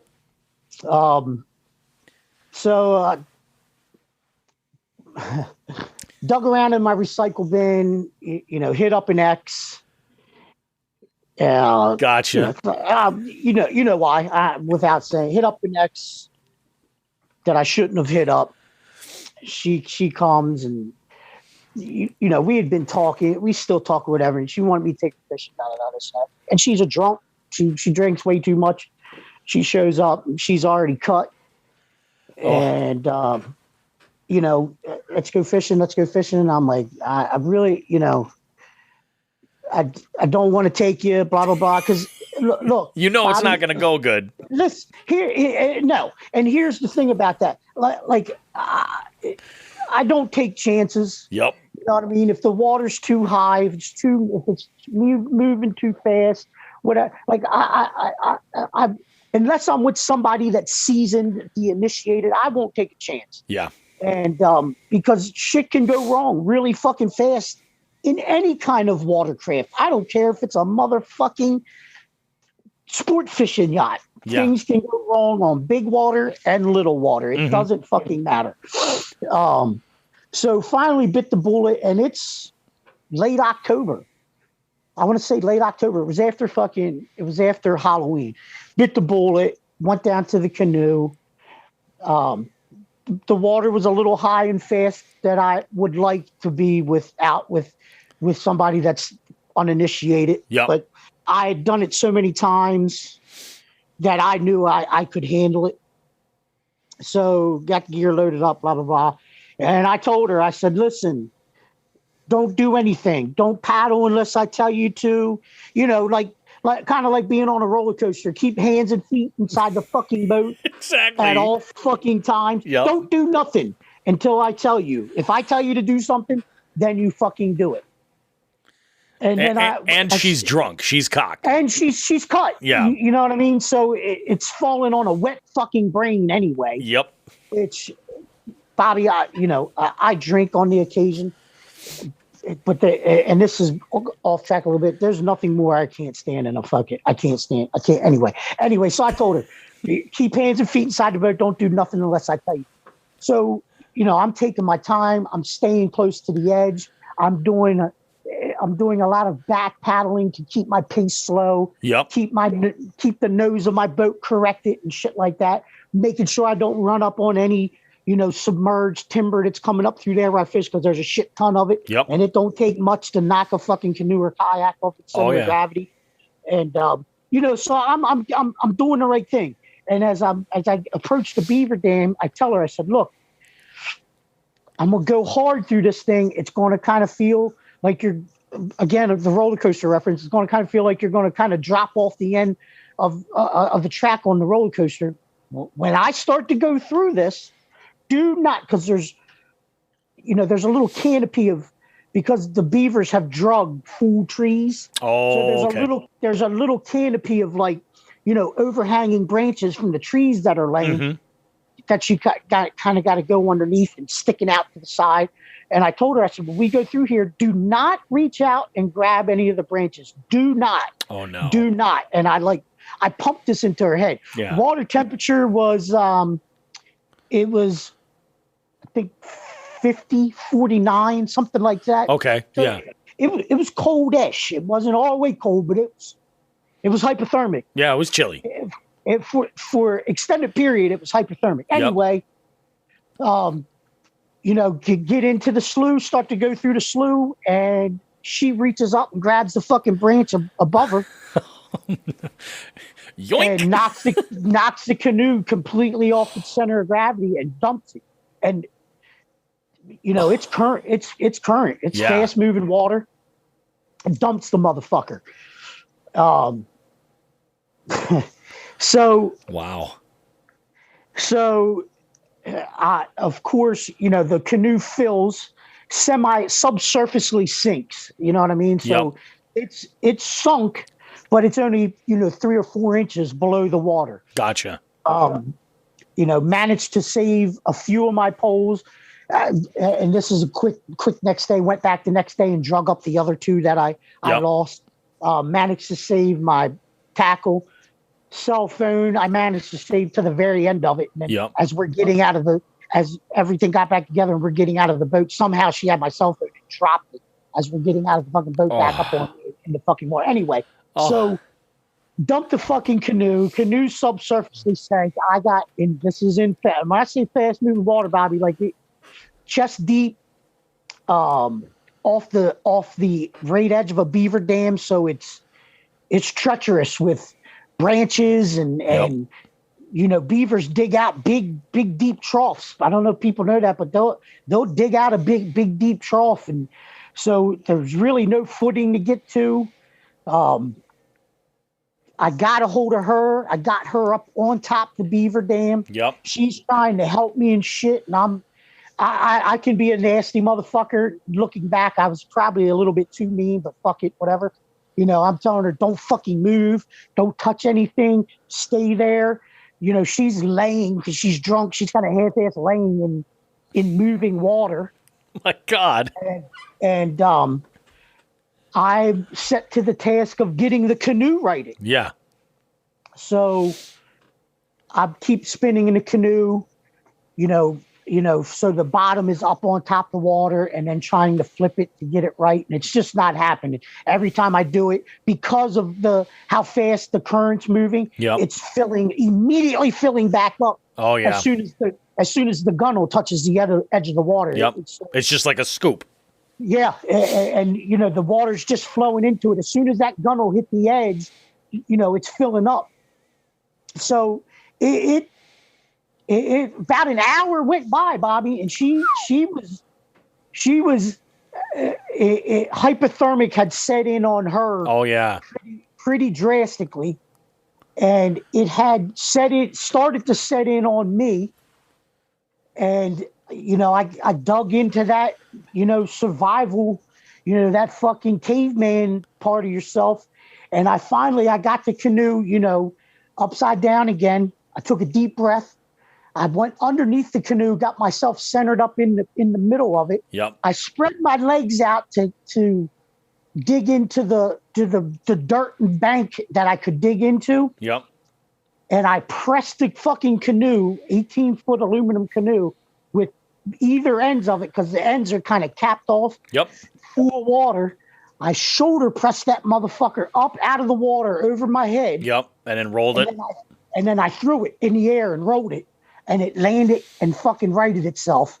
And then I had to, as I was doing that, Bobby, the current had drugged me maybe 30, 40 feet away from where I had originally started doing it. Oh, so really? I had to get back up to the beaver dam. I had to physically put her in the fucking canoe. Yeah. Pick her up, put her in the fucking canoe. Then I had to climb on top of the beaver dam, get back in the canoe, and the sun was down by this point. Oh, Jesus. And then paddle back in the dark, 3/4 of a mile, in the dark, with just my memory to serve me. And I've been back there 1,000 times, so I could pilot it in the dark. But with hypothermia setting in, then carry her up a hill, get her in her truck, get her in the truck, get the heat turned on, and fucking sit there until we thaw it out. Yeah. Damn. So man. It was a pretty epic fail. It was dumb on my part to even fucking do it. Man, that's crazy. And we were just talking today about the rule of 120. I mean, you think about that. If even if you were at 50 degrees, you still need a 70-degree air temp to make that safe water. But yeah, that's cold, man. You start talking about water that cold, that could have gone a lot worse. I mean, the like I said, the water was low 48, 50. I can't remember exactly, but the air was cold as well, Bobby. Yeah. I mean, it was chill. It was October. That's what I'm saying. If you're that time of year, that's not good. And I've never experienced hypothermia in any way, shape, or form. Yep. I knew about it from reading about it and stuff like that. And when it started to set in, I was like, oh, this is what this feels like. And it's where the private part that I have, it's pretty fucking remote. And, there's really no bank. It's thick fucking grass. And then wide grass, water grass. And then once you get past that, it's sheer dirt sides that go up. It's no kind of anything you could crawl up on and then crawl up and get to the fucking shore kind of bullshit. You know what I mean? So, when that hypothermia, when I felt that and my mind realized what was happening, I was like, there's a chance there's a chance that we could both fucking die. Yeah, die this out could here. be it. It is. It's intense. Like the fear of death didn't overwhelm me because I just, but it came into my head. It came into my head that I could die out here, and that's when I dug deep, man, and fucking King Kong that motherfucker up out of the water. That is absolutely insane, man. Fuck you, I'm not dying. Now, the question everybody wants to know, you haven't called her back, right? No, I Okay, have good, not. good. Now, Hang on. She has tried to contact me and even done some stalkers bullshit and showed up here. And, I run her off. Don't ever fucking come around me again. Yeah. Don't ever fucking come around. Unless I call you, don't fucking contact me. Get the fuck out of here. You don't want to close the door completely. I hear what you're saying, man. I hear what you're saying. Nah, man, I'm 47 years old. I don't go out horning around anymore. I got to rely on what's in the bin for the most part. I hear you. Awesome, man. Hey, Cody, this is every bit of the interview I was hoping it was going to be, man. This is absolutely fantastic. Do yourself a solid. Let the people know where they can find you on social media. Find out about all your stuff. Promote yourself a little bit, man. This is your moment. At Lachwoodfishing, LachwoodFishing on Instagram. You can find me as William Van Sant on Facebook, but if you try to do that, contact me. Chances are you're not going to fucking hear back from me. But yeah, at Lachwoodfishing on Instagram, and any one of you motherfuckers in hoodlums, if you ever want to come to Maryland and fish, I got you. Come take you. I'll take you, no problems. But if anybody else, if they want to come fish and donate to the cause. Yeah, I'm wide open, baby. Absolutely, man. I think we're gonna end up making this happen eventually. Like we're gonna end up taking a trip to Maryland, man. You got to do it, man. You got to do it. Oh, I'm psyched. This is fantastic, Cody. This is really great, man. I appreciate it. Do me a favor. I need you to. We're gonna use you for the cover artwork for this episode. So send me a picture of you holding an absolute giant, and we'll go ahead and tweak it so that everything is all set, and we'll get that all rolling out. We're a number of weeks out, so this one probably won't drop for. I mean, it's whatever. Yeah, but you'll have a heads up knowing when it's coming out. This has been really, really awesome, man. Thank you. I really appreciate it. This is Hey, great. Bobby, man, I love it. Thank you, buddy. Thank you. This is awesome. All right, well, we'll catch up with you, man. Have a good one. All right, take it easy. All right, take care.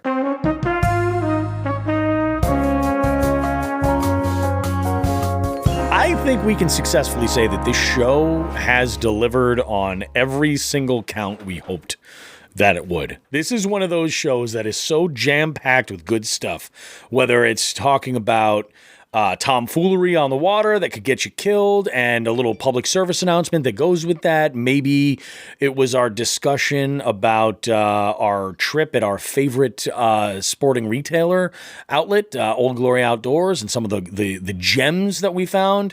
Maybe it was the tales of our own excursions on the water. As fruitless as they may have been, we know that we're in good company and that you guys are all feeling the pain of fishing in New England as well. But I think there is all kinds of good stuff for everybody in this program, Sean. How do you feel about this?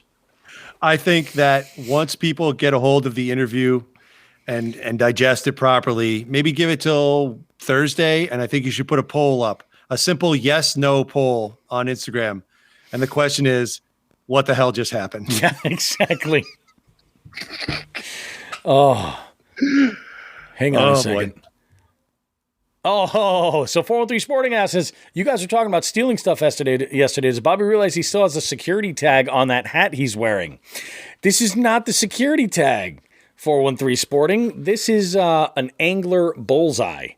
So this is so that when I log my catches, I can just do it with one button. Click that. I've put this hat on every single outing that I've had fishing so far. I would love to catch a fish so that I could log a fish using it. I don't know if that's maybe the part of the issue, but yeah, that's exactly what it is. And I'm afraid to take it off and leave it anywhere else because I don't want to misplace it. So that's why I just leave it on the hat all the time. And then, it is what it is. But it does kind of look like a security tag. Like if I walk through a set of doors I'm not supposed to, it's just going to blow blue ink everywhere, Yeah. Oh, by the way, while I'm on the subject of my attire, Hookset Hoodlums dropped some new stuff. Did you see that? I did, and that is a very nice T-shirt. I love it. I think it's available in a long sleeve and in a T-shirt. It's pretty awesome. I like that. Yeah, it's good I stuff. like it a lot. Good stuff. Guys, thank you all for checking out this show. Remember, we're in the middle of a giveaway right now with Big Fish Giveaways, and we're talking about, it's a Shimano Antares. It's a $600 reel that's up for grabs. And it's all you have to be doing is following some accounts on Instagram and then tag your friends. Let them get in on it too. And they put a... they put a call out there they pull a random comment, and then that's the winner. And they love to give away the high end reels. They really, really do. I threw my a few entries in on this because I'm like, that's a beauty. It's an absolute beauty. But go and check it out and enter. We're in the process of it right now, and we're struggling right now. We're pushing. I really didn't think it was possible that we could hit 10K in a year. That was sort of like always just like this sort of idea that I had for followers on Instagram, 10K in a year. And the reason why 10K is so important is because it allows us to share some links.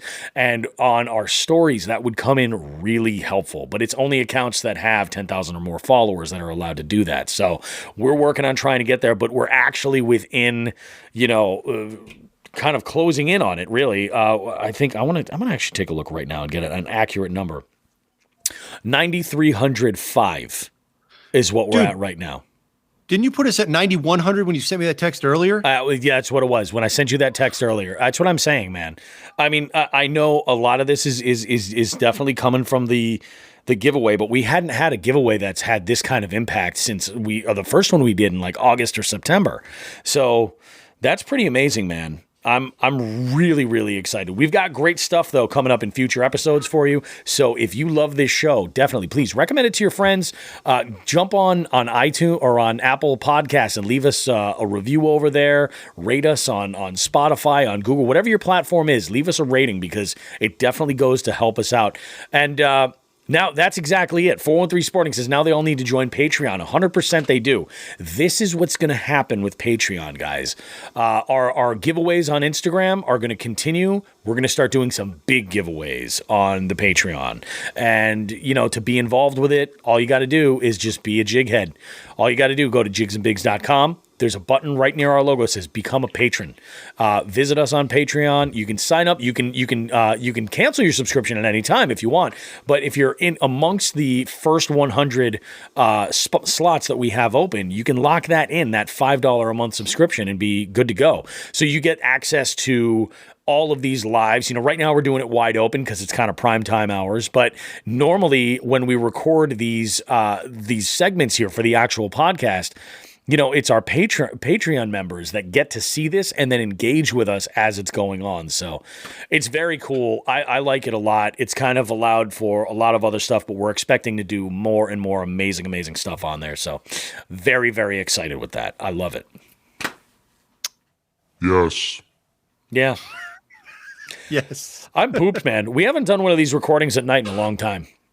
No, it's just been the live months. streams, which are free flowing and kind of crazy. Those are. And I'll tell you, I'm still hearing amazing stuff about them. In fact, so the episode I did of Fishing for Answers, I had a ton of feedback from that, and also from the St. Patty's live stream as well. And the two kind of like, it's just been an amazing week for Jigs and Bigs, I think, overall. It really has been really, really crazy.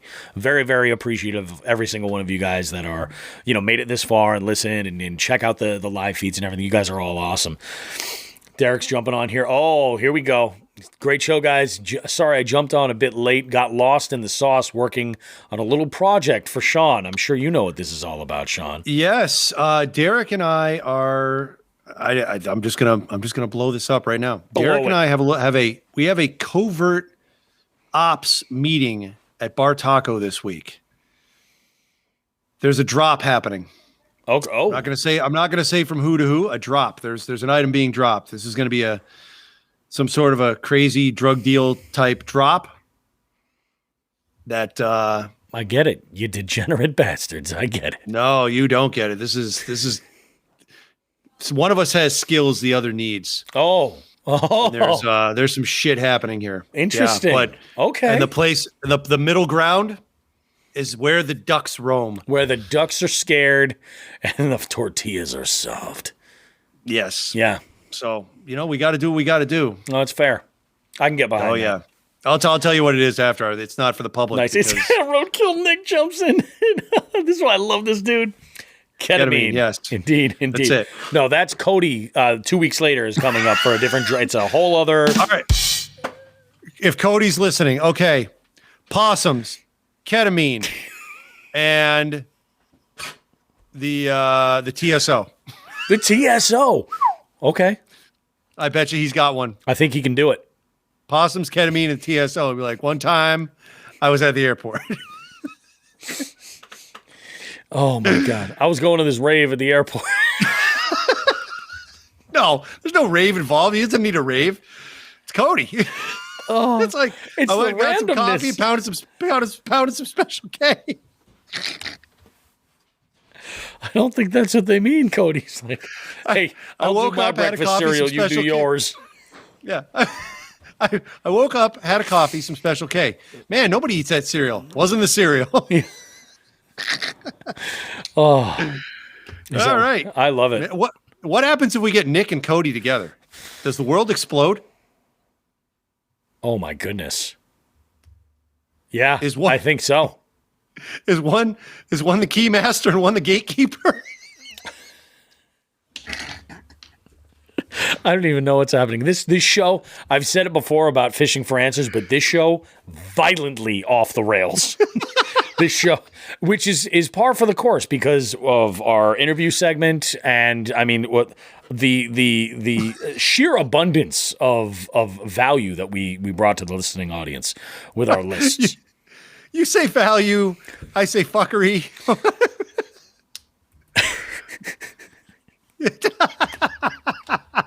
I love you guys. You're hilarious. This is the best.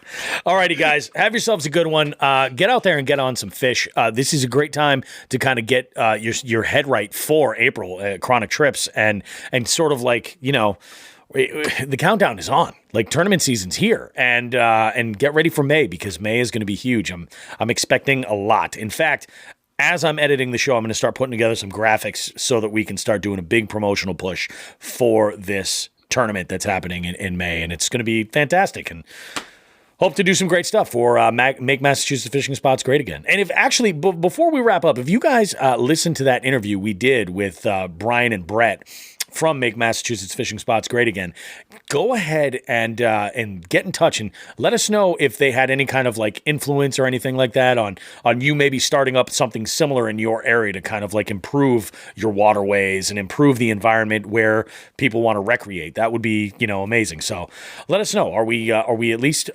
inspiring you, if not just entertaining you? I hopefully both, but I like to think we can inspire some. Who knows?